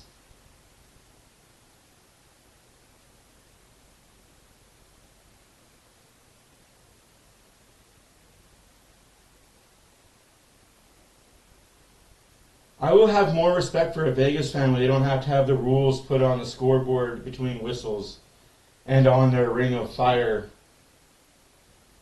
I'll have more respect for a Vegas fan when they don't have to have the national anthems go across the ring so their anthem singers know the words that are coming up and can sing it. Call me out on it if you want. Those are facts. Go to a Vegas game. Go to a Vegas game. You'll see the Jumbotron has the rules on it. What's icing? What's offside? What happens when the goalie freezes the puck?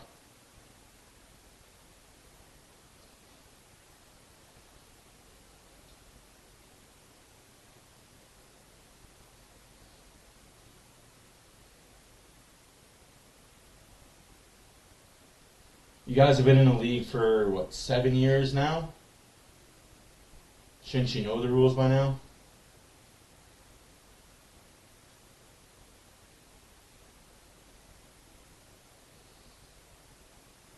Oh, that's freaking retarded. Bolt Jack Eichel too, right? Wow, fall over like you get shot.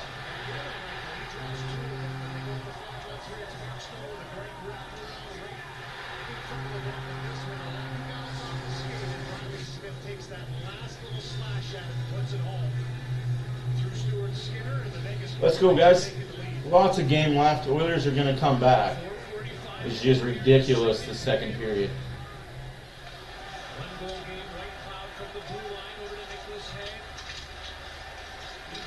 And this is what I mean by the refs are not doing Vegas players any favors.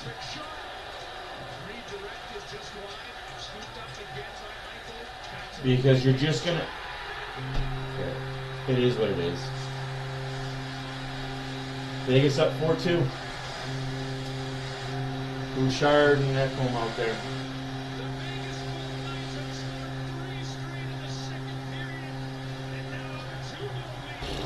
Good for you, Vegas.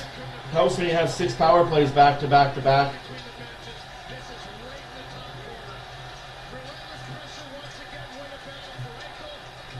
So now that the game is 2-goal lead, do the Oilers start getting their power play chances?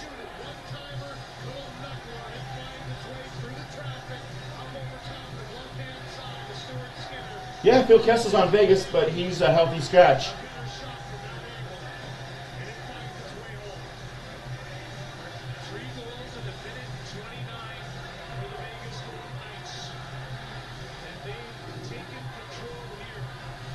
Yeah, that's what power plays do for you, Harjran Singh. They allow you to take control. We have a goalie poll in Vegas, 4:26 to go in the second period. Vegas 4, Oilers 2. Campbell's in net.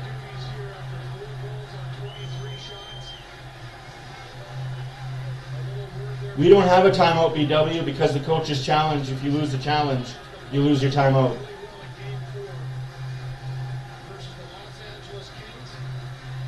Yeah, it's okay, Jack. It's what we're used to. We knew this was coming. We knew when the league only suspended Pietrangelo for 1 game that the league was not going to allow the Oilers to come into Vegas and steamroll them. But did I think that we'd get 5 to 6 call back to back to back to back? 2 of them soft. There's a cross check. Slash. If you're going to call chintzy fucking bullshit calls, call them. And the fact that Chris Lee and Kolarski are fucking reffing this game makes it me even madder about the situation. You can't have that.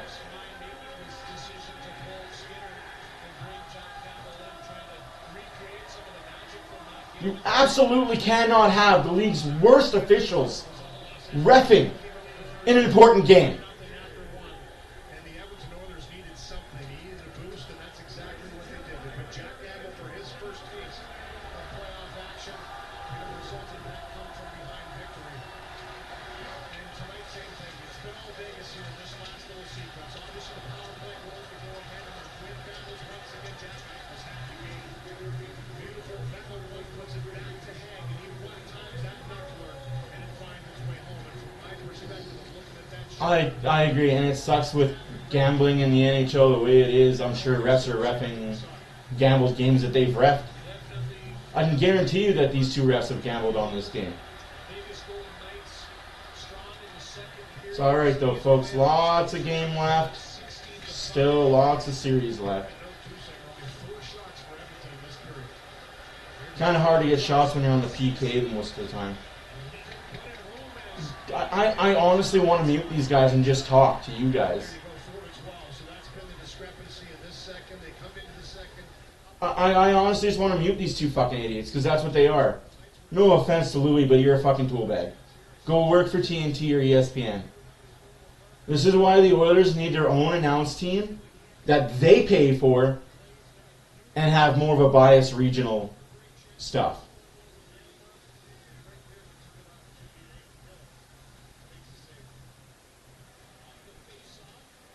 Oh, a Vegas player fell over. That must be a penalty, right?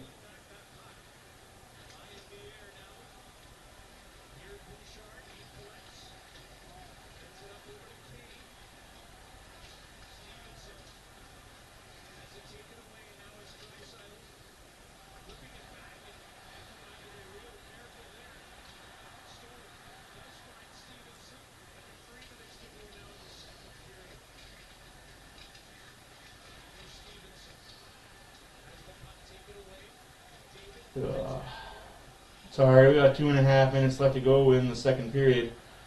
Vegas 4, Oilers 2. Slash. Holding in front of the net. Should I call every penalty that gets missed from here on out? There's a hook. Shoot the fucking puck, Kane! Man, we've become a passy team again.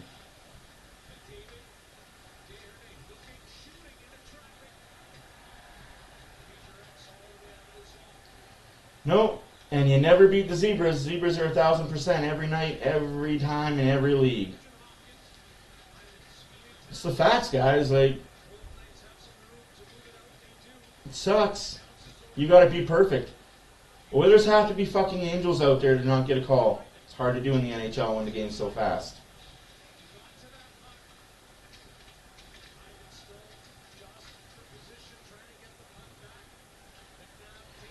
Minute and a half left to go in the second period. 4-2 Vegas. Shots are 23-20. They were 15-11 after the first period for the Oilers. Back-to-back-to-back power plays for Vegas has helped their cause immensely.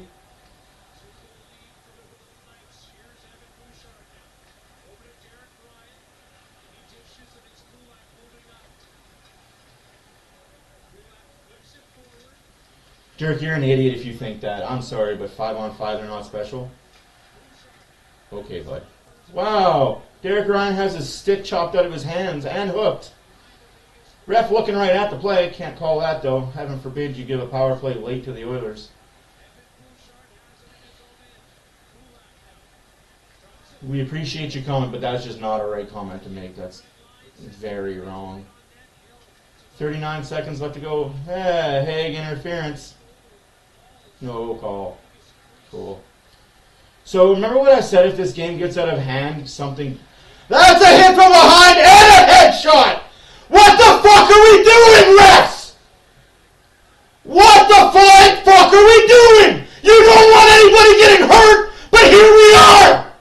Here we fucking are! You don't want players getting hurt, but here we fucking are! Players are gonna get hurt because you can't manage a fucking game!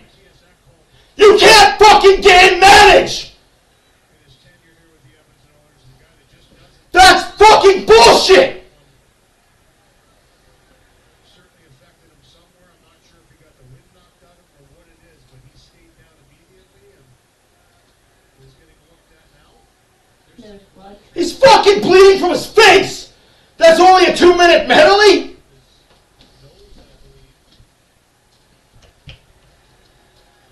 Good job, refs. Your game management. Fuck you, Chris Lee. Go fucking sit down. I hope you never ref another game in this fucking league. Oh, you'll probably ref next game in Edmonton. No, he'll do Dallas, Seattle tomorrow. Fucking joke.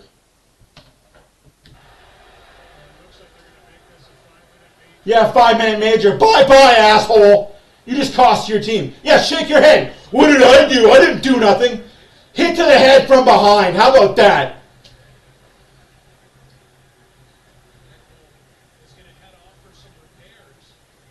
Excited to see him up on his own 2 feet, and obviously Gene Ford staying pretty close to go down the tunnel to get some repairs and get checked out. And here's a look at come in physical because they know they can. Because they know they can get away with it. Because they know the refs aren't going to call penalties against us. We're the Vegas choir boys. And for me, it's the fact that he gets the arm and the forearm up into the head area, which drives it into the boards a little bit. 5-minute major should be a game and a game suspension. Kolasar's a hard player. He finishes every check. And this Fuck off, Louis. Like, at that spot. The officials But watch how much their boards made flex. a decision after taking a look at it. Stone having a discussion as well as McDavid joins. Kolasar shaking his head, obviously. After reviewing the play, it is confirmed 55. box. Vegas 5 in a game this conference. bye-bye, Colasar. Sit on the bench. You're done for the game, and you're out for the next one. Have fun there, bud. I think that was a pretty quick review. So 23.2 left on the clock here in the You second. kidding me, right? You kidding me, right? With the foot. Fuck it up. Yeah. Fuck off. Your players can do whatever they want, you fucking loser. Showing disapproval of the verdict. But for Jay Woodcroft and the Oilers, what an opportunity to get back. I agree, Jack. If the whole hockey community thought the way I did and complained about it as much as I do about how bad these refs are, wouldn't have this fucking situation. 23.2 seconds on the clock in this It's second. easy to fix. The bad reffing and the calls are easy to fucking fix. There's a rule book.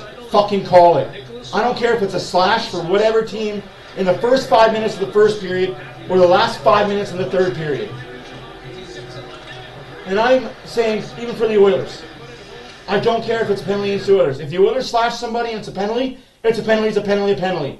But make the fucking sure you're calling it both ways the entire fucking game. Otherwise, why the fuck do we have a rule book? It might as well just be individual written on. I'm the ref for tonight, and this is how I'm calling the rule book. This is my rule book tonight. Maybe that's what they need. Every ref has their own rule book. They submit it to the two teams before the game, about an hour before the game. Tell the teams, read this rule book. This is my rule book, that these are the calls I make and these are the calls I don't make. Such a joke.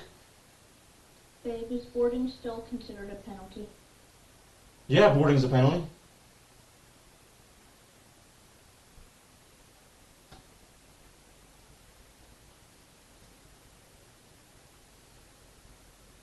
Like, I tell it like it is, man. Like, I'm a very honest person. And if the Oilers are running roughshod like they were, I call it like it was. They got away with some things. Great. But god damn, you cannot let one team slash, hack, hook, and the other team blow on them, and that's a penalty. It's just not smart hockey reffing.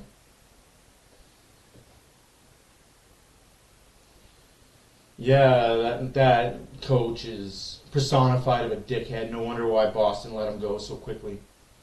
Butch Cassidy is probably the worst coach in the NHL. And that's saying something because there's coaches out there like Daryl Sutter and Brian Trotz. Sorry, Barry Trotz. Yeah, Brian works. Yeah, Bones, you weren't saying Vegas, Vegas, Vegas when the Oilers were up 2-1, buddy. So careful what you say, because that 5-minute power play is going to come back and bite you. Come back here when the game is over, when the Oilers win 6-4. You fucking idiot. Kid's a lemon. Oh, where's the hose? No, these are the worst two refs in the NHL. But I'll be right back, guys. I got to go outside and do something. Where the fuck did I put the mute button? There it is.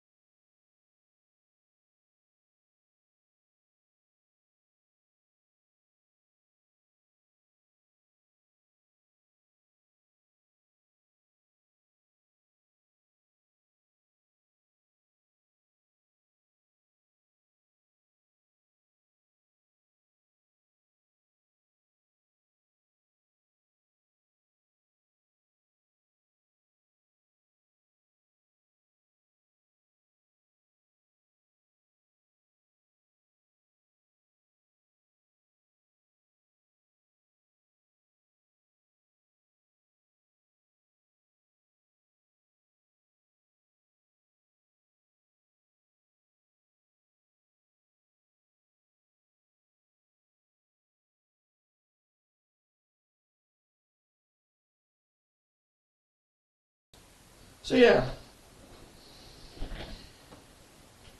Sorry guys, I was finding a hose for my wife. It's just irritating. It's irritating that a game of this importance gets decided by bad reffing. I could care less if the Oilers lose. They're going to lose. They're not going to win every game. But just don't make it so obvious that you guys are this bad. There's a couple goals in this period, and you can't fault, I think, Skinner for a bunch of them, but this one I don't love. It's a 5-on-3. You have to give up something. So this one from the point, there's a little bit of contact, and I mean, that's not really his fault. But this Stone one, I think he's got to have paddle down here, Kel, and take away that blue. He can't allow that walkout because they're in pretty good position defensively there. Well, you know what, Kev? For me, instead of paddle down as well, but go directly, propel yourself right out to the puck itself and take away that angle. And Dallas, you Yeah, like this one. that's a pre-scout too. Stone is really, really good at that, and they would have known that was coming. Yeah.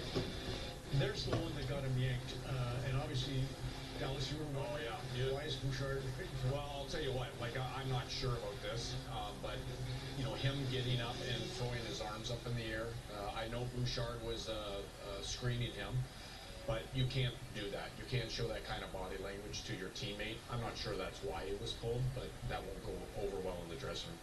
I just don't like getting him pulled now because he's had 11 starts in the playoffs, been pulled 3 times. That gets into your head. I don't care who you are. You know, I thought the first 2 were perfectly legitimate.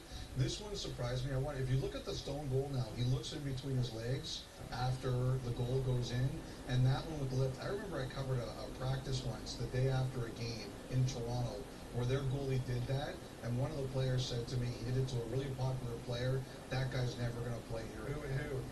O'Ban was the goalie. And to who? I think it was McCabe. Yeah, good guy. So, critical game. You got Jack Campbell in goal. You got the Oilers with a 5-minute power play. Crazy. Let's get to the in-game tracker, which is presented by Bet365, and we'll just show you the game-winning goal at Scotiabank Arena tonight that sends Florida into the conference final against Carolina. It's just ridiculous to me how, and I'm not just talking Oilers specific, I'm talking all league wide, how the refs have so much power in this league and there's no accountability.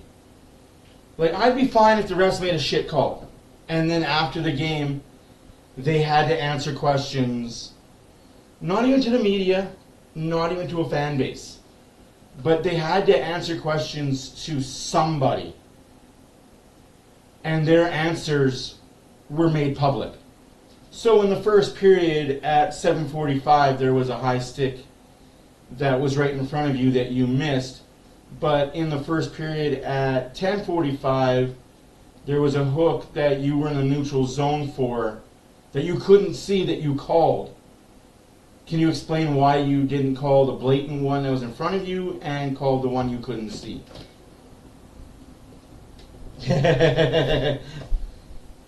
Jesus, Murphy, it's cold outside. Put some shoes on next time. That's what I'm going to do, because I barely got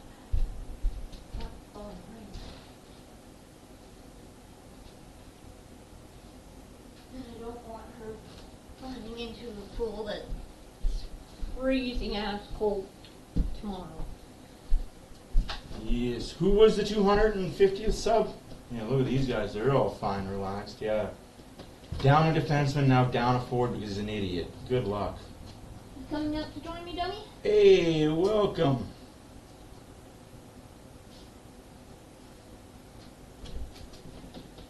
Outside. Well, he came out, he went peeing. Because he was outside the whole time we were looking for us. There should be 38 more legs. Yeah, there's 73 people watching the stream. Thank you guys for being here. My name is Matt for Oilers After Dark. This is round 2, game 5. Vegas, Edmonton, series tied at 2. Vegas leads this game 4-2 on the back of every power play freaking imaginable. But I digress. Can't complain because you'll never beat the refs. The Zebras are one team that's undefeated every time.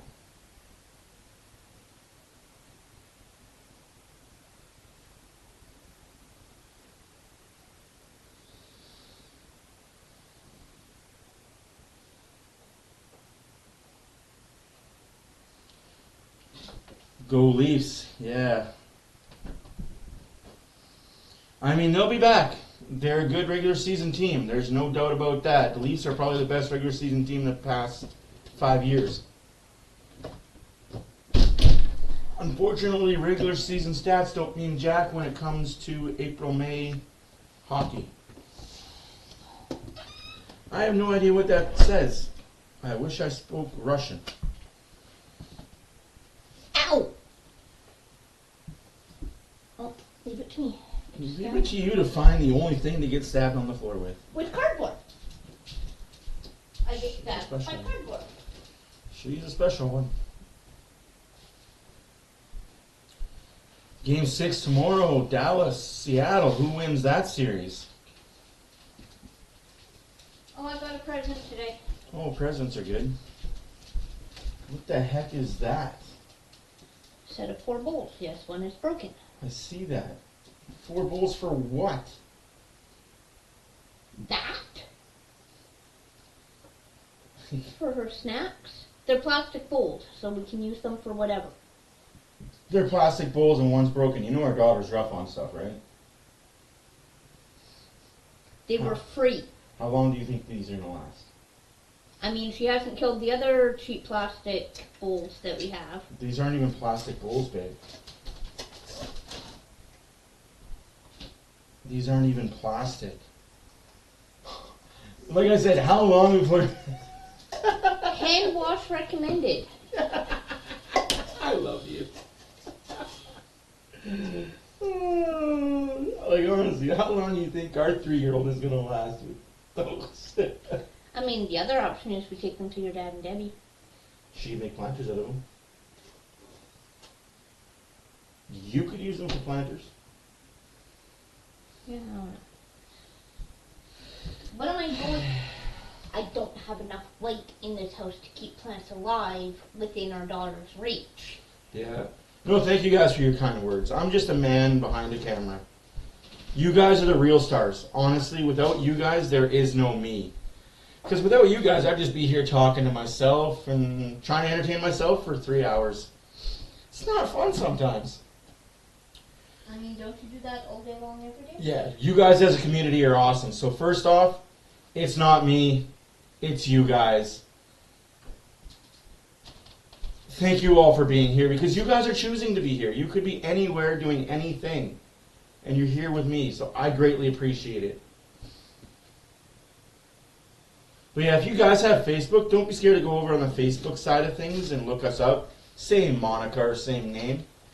There is a page and a group. There is now a group, yes. BW, there. We've now started a group on Facebook. Before it was just a page. Now it's a group. We're expanding.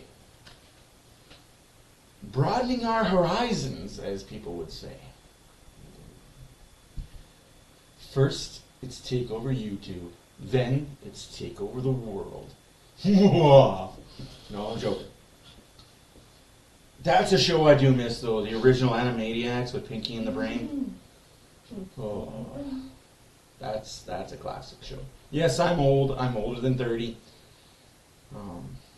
I've been around since before the PC culture took over all good cartoons.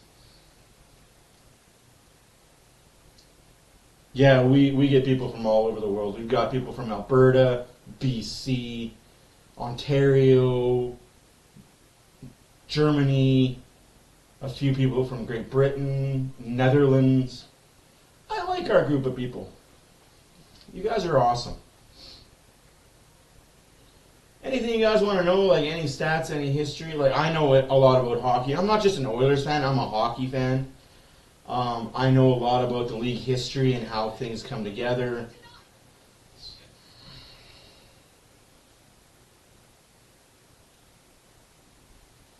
Absolutely, Netherlands, it's a great place to be from. You guys are so chill and relaxed in the Netherlands. I find all European countries are so chill and relaxed. Until you mess around and you find out, and then you find out they aren't so chill and relaxed. They're good people until you break the law. But once you break the law, you in trouble. Okay. What? AT and the brain do take over the world. Huh? 2020. What happened? I don't even want to talk about what happened in 2020. That was a bad year. Oh. Someone commented on this theme song video. 2020. 2 lab mice released virus into the world. Oh my goodness. No, it wasn't 2. It was 2 bats. Not lab mice, lab bats. How do you know Pinky and the Brain weren't wearing costumes? That's a stretch, but I'll go with it. People do call bats flying rats. That they do. Although the real flying rats are fucking pigeons. Ooh, you went the opposite way. See, I have a lot of my friends from Manitoba moved to Alberta. I'm originally from Saskatchewan and I live in Alberta now. So. Prince Edward Island. Nice. I think we've hit every province now. We just gotta get more of our American friends. Oh, of course they had her blow the freaking horn. Oh my god, like.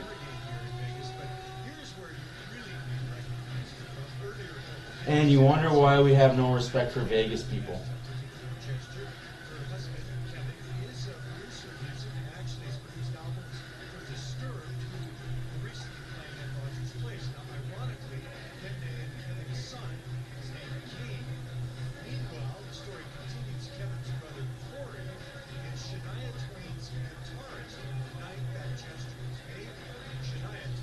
Yes, you can.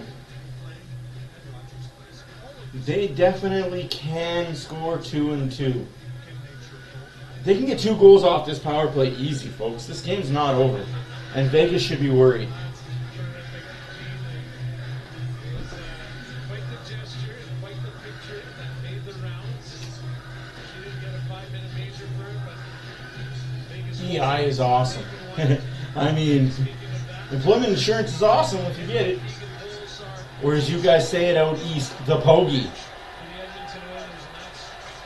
We're underway in the third period, 4.5 minutes left to go on the power play. Oilers down 2. Edmonton Oilers are on the power play.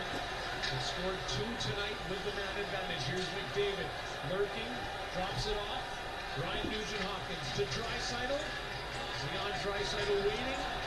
He dishes back. McDavid loses the puck. Bouchard holds his own.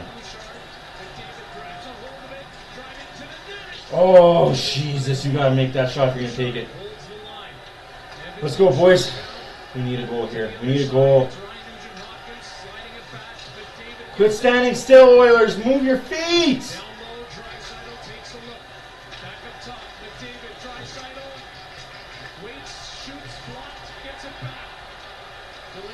I don't like the power play right now. It's not looking good at all, the power play. Evan Bouchard from the blue line to Nugent-Hopkins to McDavid. And laying down the block, that was McDown. The Oilers still have possession. Evan Bouchard takes a look over Connor McDavid. Pass in front. Blocked by Whitecloud. Fighting to recover. Imagine if they called a 5-on-3 against Vegas. I mean, they call it against the Oilers. Why wouldn't they call a penalty against Vegas for their slashes? Only makes sense, right?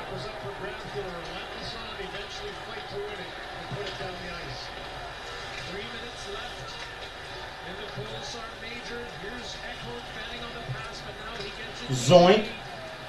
Cece's moving up. Cece sending it to the other side. Kane waiting for it. Evander Kane. Gradually moving up. Here's Ekholm. Back over to Kane. He shoots. He didn't handle the save. And he hangs up. Too passy. And for the Vegas Golden Knights, great job to stand their ground, take shooting outlets, passing outlets, keep it to the outside for the most part. Nice price of admission. Oh, it's good shit, boys. Good shit. All right. Oilers need to score here. They need to score 2. They score 1. We're in this thing. We're buzzing. We're good to go. Gotta get 2 before the end of the 10-minute mark, though. Content with just letting them move that puck around the outside. Off the draw. Come on, organize. Getting in between the passes. They're going right and they clear. All right. Leaving it for Bouchard. He starts it off. Bouchard looks back. Finds McDavid. Draisaitl carries in. Draisaitl puts on the brakes. Back to Bouchard. Now it's Nugent Hopkins. 2 minutes gone. We haven't done nothing. Oh yeah, and then you take your shot, Bouchard. And the Oilers forced to retreat. McDavid quickly back in the zone. Here he comes. McDavid. Scores! Fucking rights, McDavid. Let's go! One more, we're in it. What is Stone bitching about that? Yeah, bitch about it, Stone. Come on, man. All you do is complain, game in, game out, about freaking everything. Here's the shot block. This puck comes to the outside. Everybody has to scramble to make sure they're out before Connor McDavid. Let's go. Oh, there's Stone complaining again. Hey, Stone, what are you going to do about it? Cry? Complain about your back? Oh, they're targeting my back. I can't take all the hits on my back. Don't you know I missed the entire season with a broken back? Yeah, guess who cares? No fucking nobody. Still 2 minutes to go on the power play. McDavid coming back. 4-3 Oilers. Sorry, 4-3 Knights. Get it right, guy. Get it right. If you're going to be dumb, get it right. Woo! Lots of game left, folks. We got 16:47 left to go in the game. 4-3 Vegas. Bouchard takes it from Nugent Hopkins, gives it back. We can't be stagnant, though. We cannot be stagnant. Connor McDavid back to the point. Evan Bouchard, wrister, blocking away, rebound. Hill denied, Draisaitl. Big save by Hill. We got 1 minute left to go in the power play. 4-3 Knights. Hello. I really wish I had a Russian translator. Does anybody speak Russian in the chat? I hate ignoring people in the chat. I just don't speak Russian. Oh, that would have been sick. Unfortunately, Draisaitl was a step too late and it got cleared down the ice. This gives me vibes of the LA Game 4 series in that series. Similar to the goal by Riley Smith that went off the skate of McDavid. Ekholm with a blast, sending the puck back in the blue right zone. McLeod centering pass. It went through everyone. Cece chips it to Fogle. Fogle down to McLeod. 15 seconds left to go. I don't think they're going to get another one on the power play. So we're just going to go to this. Back to Ekholm. Pulled the trigger. It was blocked. And now Nicholas Watt gets it out. Carrier, who served. Icing Edmonton. 15:21 left to go in the game. 4-3 Vegas. Fans don't even know what they're cheering for. Wait, I know what they're cheering for. It tells you on the Jumbotron. Stand up, get loud. Still lots of time. Lots of time.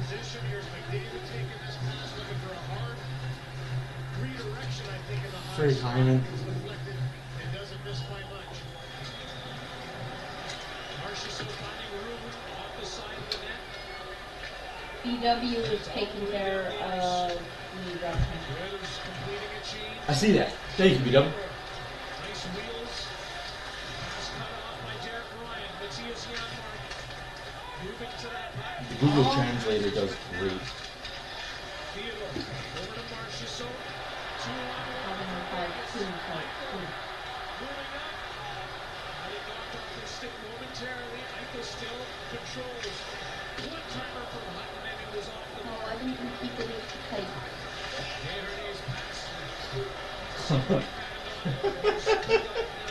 Oh, because that's not right.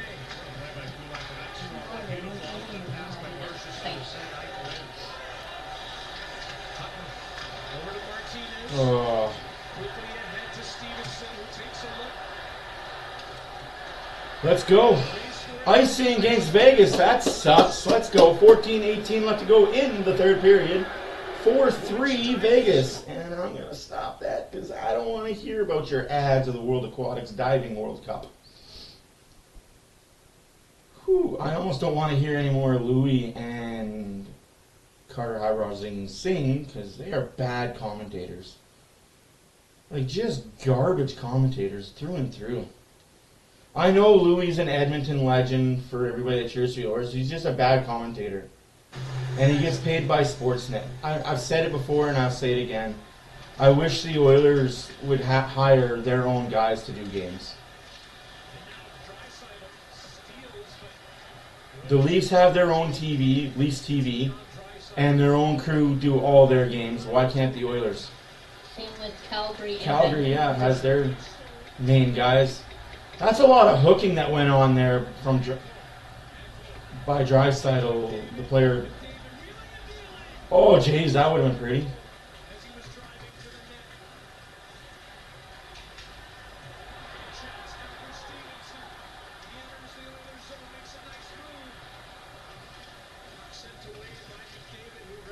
Oh, Kane giving the puck away. Get it! Worst ice in the league, I swear. 13:25 left to go in the game.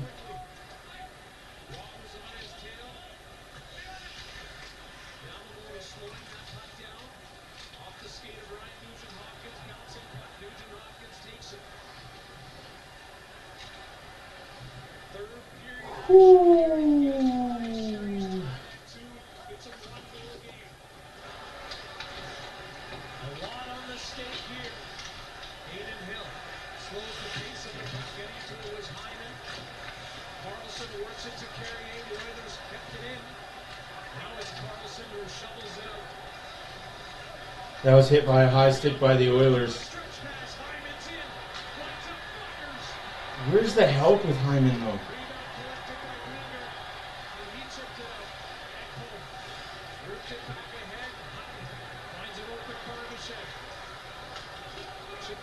$12:25 left to go in the third period.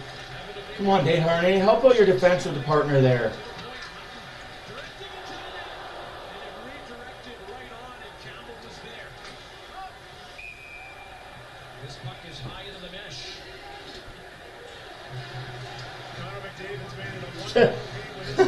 The Oilers would lose that trade every day, all day, and 3 times on Sunday.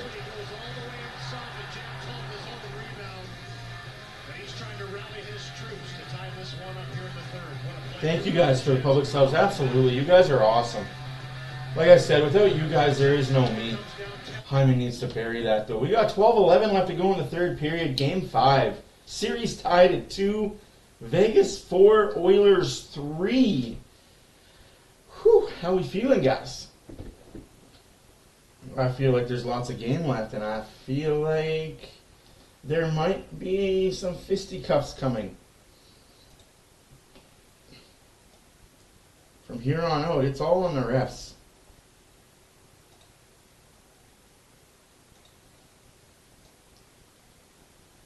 I still believe Oilers are going to come back and win this game, whether it be in overtime or regulation.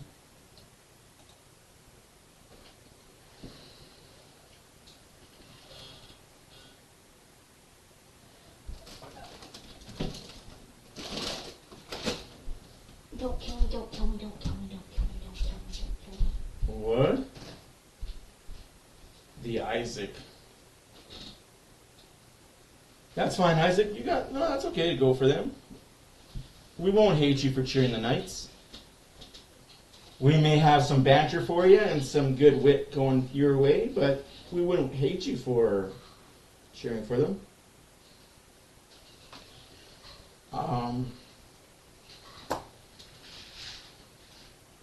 I've got many reasons why I have no respect for the organization that is the Vegas Golden Knights. I guess my problem isn't the fans as much as it's the organization and the players they have on the ice right now. If that makes sense for anybody. Yes, Glutch. They are comeback kids in the third period, and they're going to score 3 in the third.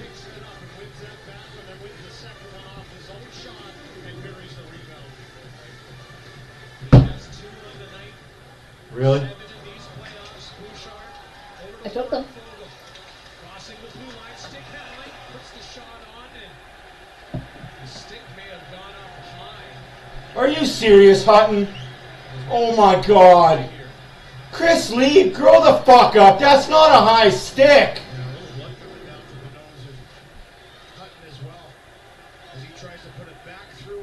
That's a high stick. That's unfortunate.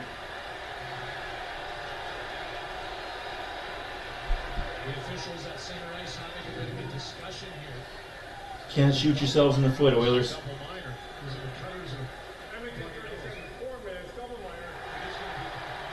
Can't do it. Just when it looked like the Oilers started to get the momentum going in their favor. Can't do that. Never get so many taps for taking a high stick. For Penn not on the bench, but that's what it is. And you can see him leaking as he comes over to. What a joke. You gotta know his weight, you fucking idiot.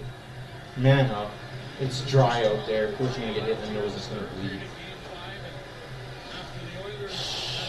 No, tonight doesn't come down to bad luck. Tonight comes down to shit officiating that let Vegas do everything they want in the second period. It was one bad period for a stretch of 10 minutes that was bad by the linesman and officiating. We can't sugarcoat it. It was shit reffing that whole entire second period. You can't give a team 5 consecutive power plays just because.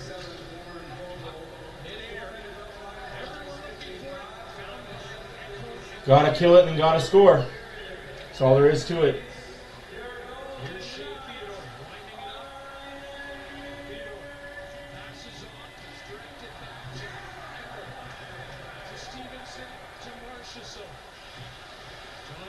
Eleven and a half minutes left to go in the game. 3:33 left to go in the power play.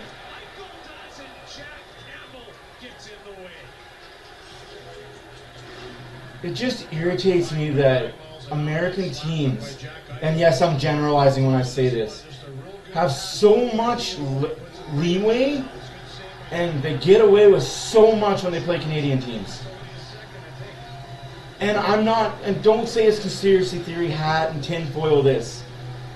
It's facts. If you go check every statistic, when a Canadian team plays an American team, the American team gets the benefit of every call and the majority of the power plays.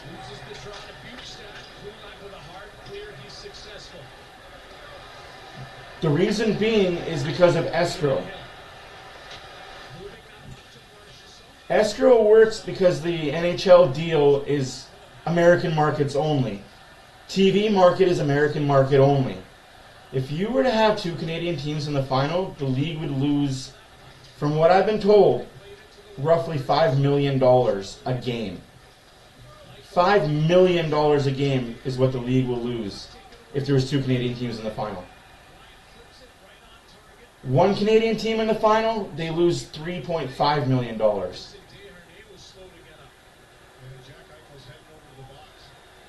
Oh, talk about an even up call. Shut up, Jack, you pussy.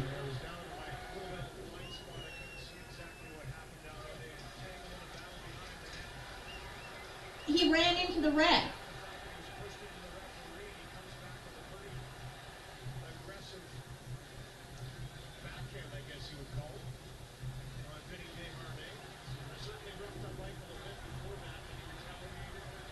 Thank you, Isaac. No, like I tell it like it is. Like it sucks being a Canadian a fan of a Canadian market team, because we know like it's kind of embarrassing when one of the best players in the league in McKinnon flat out says it in an interview. If the Oilers would have beat us in that series last year, we would have lost money as a players' union because of escrow. When the players know it, there's a problem. That's why Gary Bettman needs to go, and there needs to be better deals in Canada than Sportsnet. Unfortunately, there's only 2 channels that are sports channels in Canada, Sportsnet and TSN. And TSN doesn't have hockey games outside of Montreal, Ottawa, Winnipeg, and Toronto. But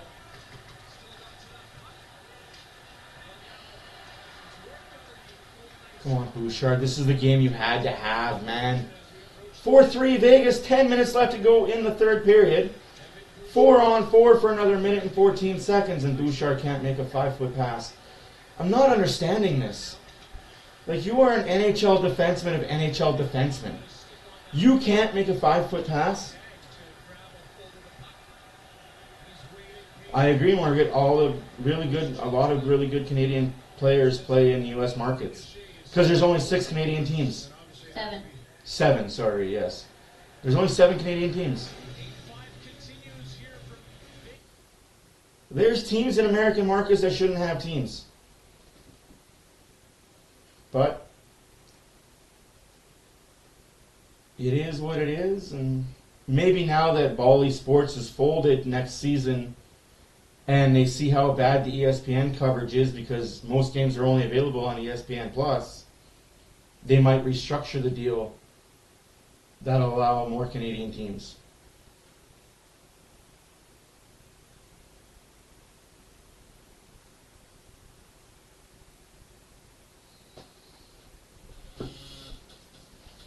I was around before the salary cap era when we had Canadian teams, but they were all successful.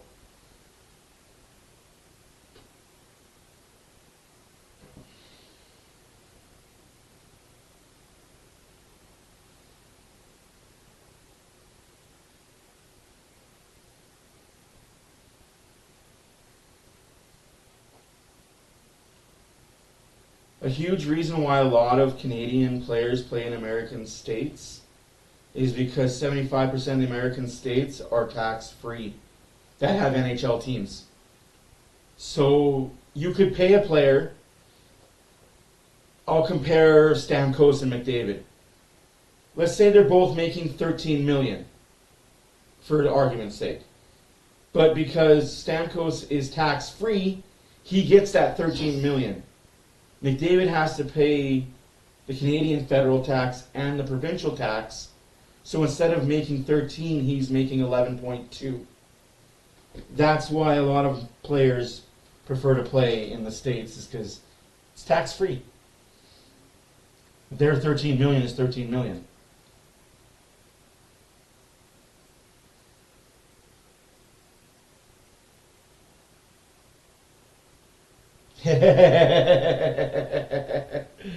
Oh, that's so true. That's so true, Blutch. What are you going yes about? Spray parks started opening yesterday. Cool. Including the one where we were the other day. Cool. No Woods? No, Jack Parker by the golf course. Oh, that's No Woods. To me, that's No Woods. Because it's No Woods golf course. Yeah, that's correct. It's called Jack Parker Park.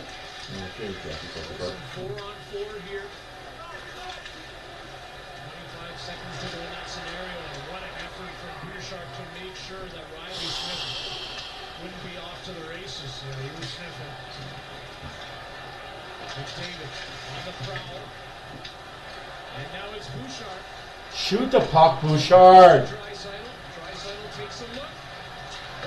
Off the post! Shoot the puck, it's off the post.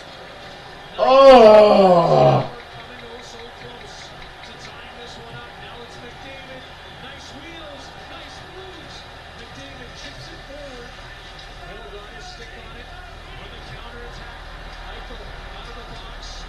Leading the charge. Stick knocked out of his hands. Draisaitl wasn't able to corral the puck. Stolen. Draisaitl fighting the puck now. Stolen.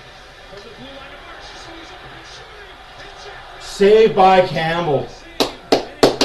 Let's go. Great save here. Chances at both ends in this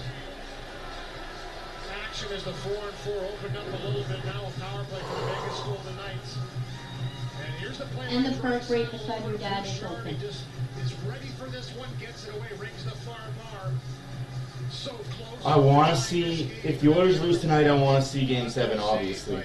If the Oilers win tonight, they're winning it in 6. If the Oilers find a way to win tonight, this series is over in 6. 8:23 to go. Just got that feeling. Period. If the Oilers find a way tonight, The back and forth the series. series is going 6. Between Edmonton and Vegas. Eichel down low. Stevenson, a pass in front. Campbell, another terrific save. Rebound comes over to Eichel. He dishes. Kept in at the line by Marcia. So room to move up. He does just that. Shooting. Campbell, another save. Big save by Campbell again. What really irritates me is there was a spear that nobody's talking about. They're calling it a slash. Like, I'm sorry, but do the officials and the league not know what a slash and a spear is? That's the thing that's been bothering me the last 24 hours. Is that there's no way in hell that Theodore should be playing this game. There's no way. You can't just spear a guy in the nuts and the league calls it a slash. So far is Jack Campbell. What are you talking about, Chase? They're here, but The draw. every time we do check them, we get a penalty. That second period deteriorated the Oilers from playing physical. Advancing the puck. I hate to be that guy, but that second period stopped the Oilers from being physical. Because every time they hit a Golden Knight player, it ended up being a penalty. Oilers are playing scared to get penalties now. It sucks. And you can't play that way. But that's game officiating by Chris Lee. But yeah, they'll be more physical, I hope, next game. Or for the rest of this game. It has 7:54 left in it. Still 4-3 Vegas. So there's 7:54 left in the game. Vegas up by 1 goal still.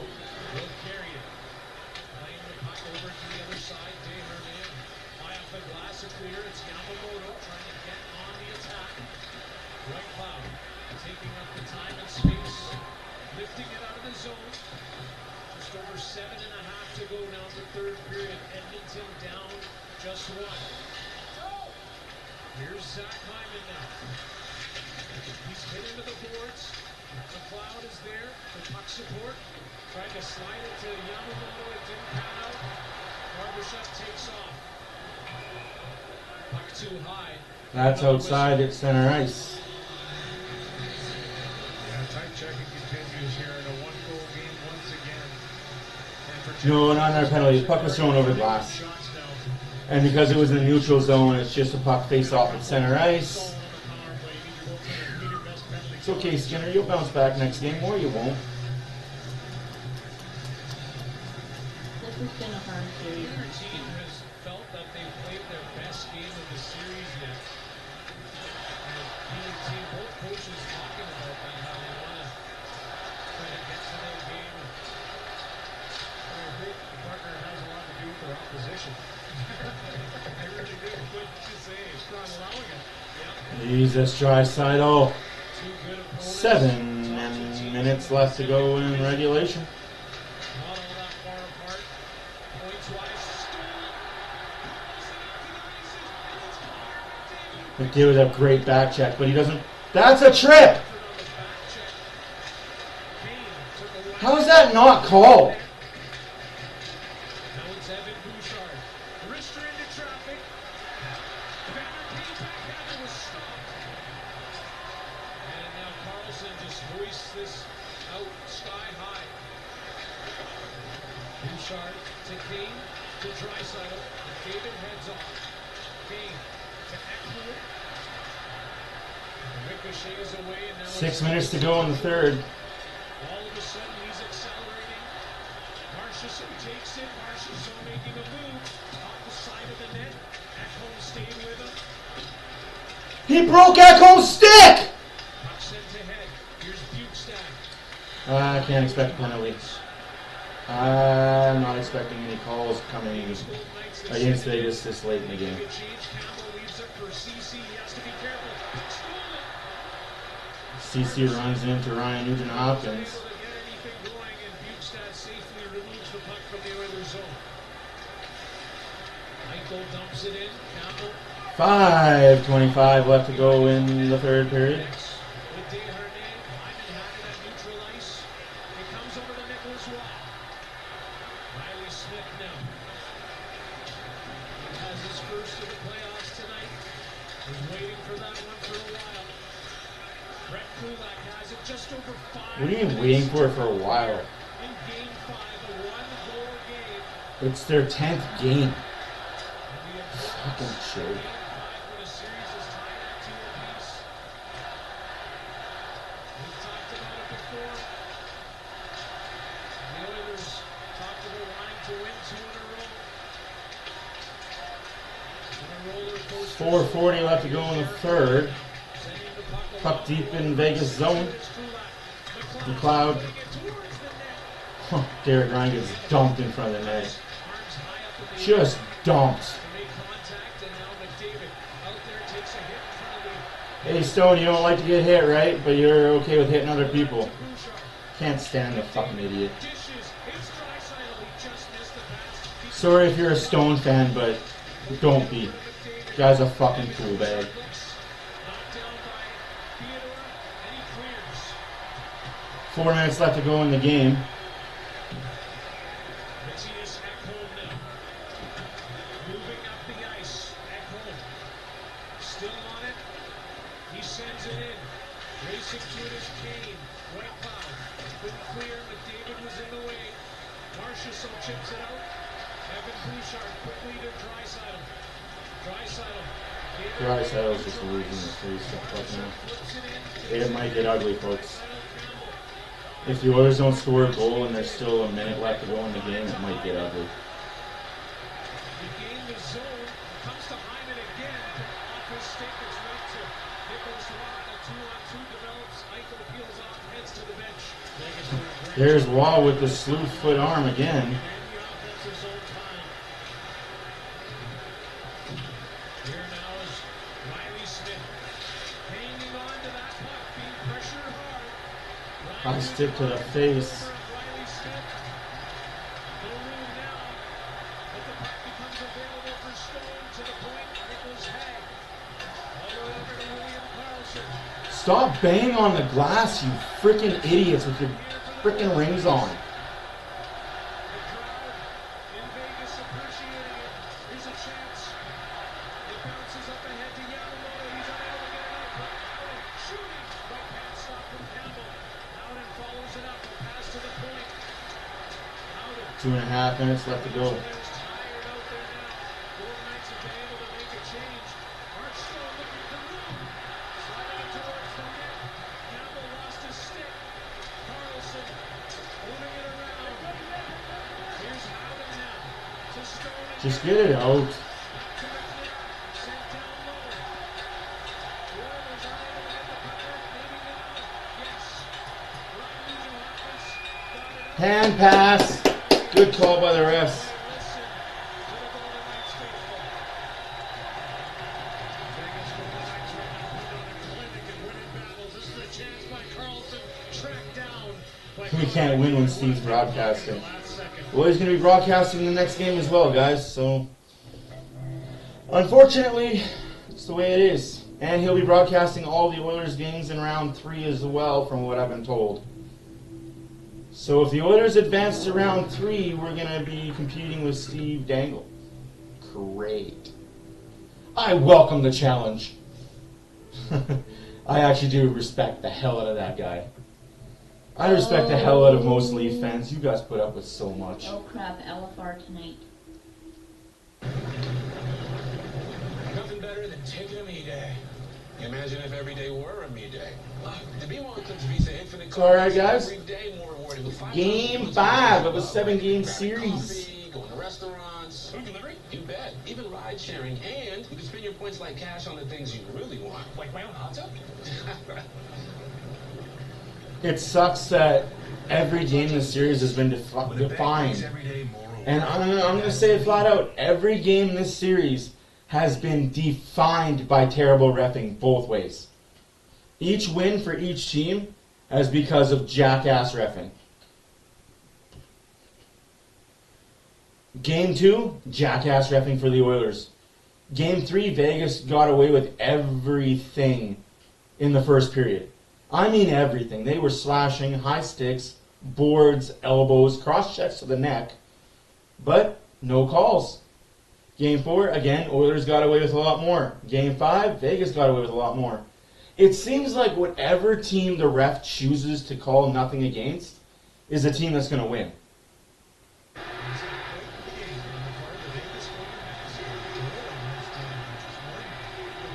I agree, Kate. I agree.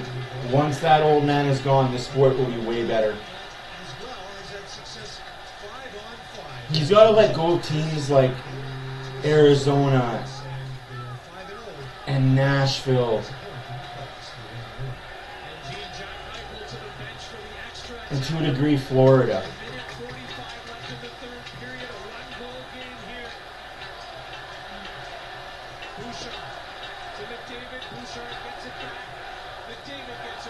Let's score a big goal here, folks.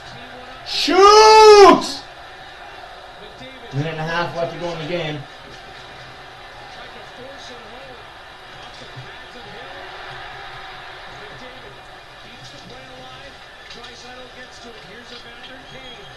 Kane back to Ekholm.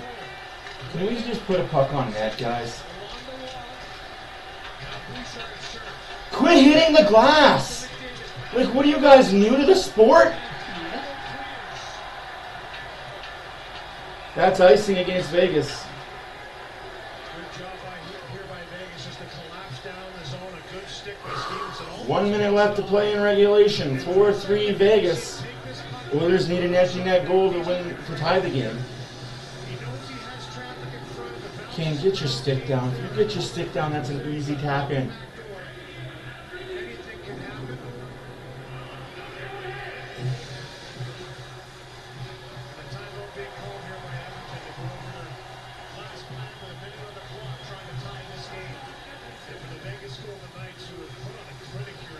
Edmonton doesn't have a timeout.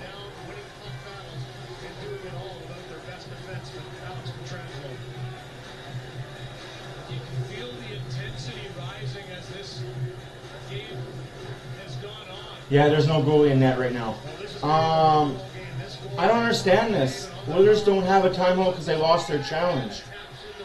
So why did the refs grant them a timeout?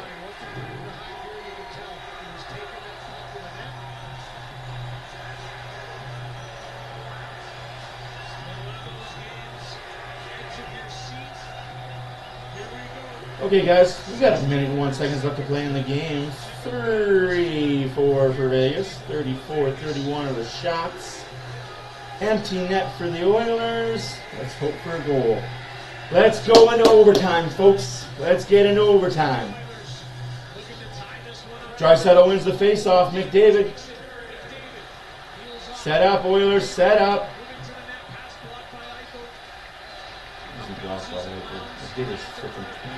Bouchard.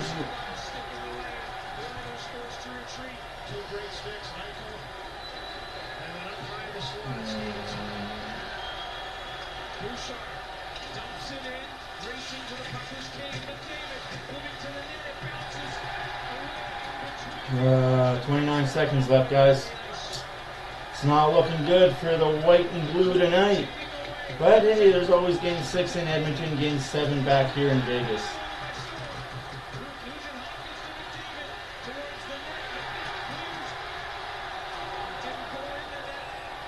Icing with 10.7 seconds, and Vegas hasn't been able to change.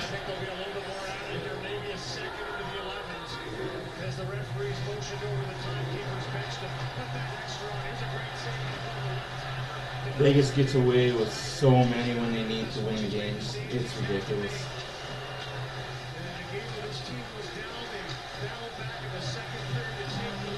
His team wasn't down. They had fucking 5 power plays in a row. This wasn't on Aiden Hill winning the game. God damn it, Louis. I get that announcers can't blatantly call out officials because they get fined. But good lord, something needs to be done with this bad officiating in the playoffs.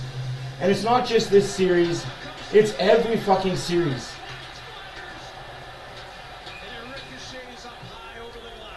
Bouchard needs to put the fucking net on that. So quick off the face-off. This puck is pushed back to Bouchard. He gets this shot through.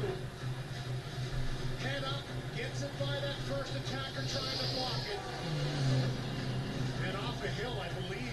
Yeah, the Oilers gave the refs what they wanted. Absolutely, they let the refs call their penalties.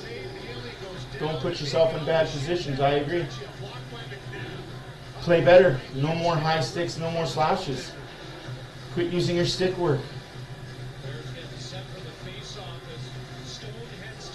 You don't do the stick work, you're not gonna. Tough game, man. 5.6 seconds here. Shot.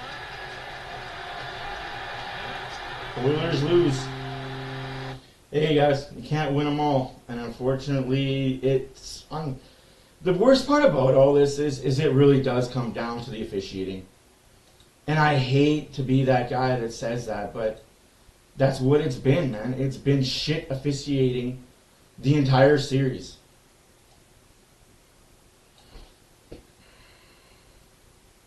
Next game is in Edmonton, and you better believe that the officials aren't going to call these calls. If I see these two officials again in this playoffs, I'm done with the NHL. Honestly, there's no need for this shit. There's no need for these two fucks to ever officiate a game.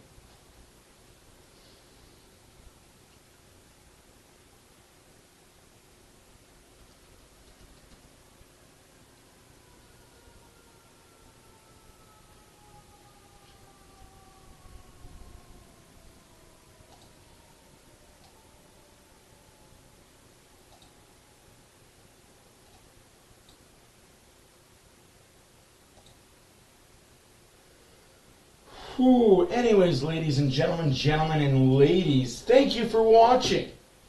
My name is Matt for Oilers After Dark. We have a post-game reaction coming up in a few hours. It'll be posted about 1 a.m. or 2 a.m. Mountain Time. I might just post it tomorrow. We'll be back for Game 6 on Sunday in Edmonton at 6 o'clock. We'll see you there. Thank you all for watching. Have fun. Till then.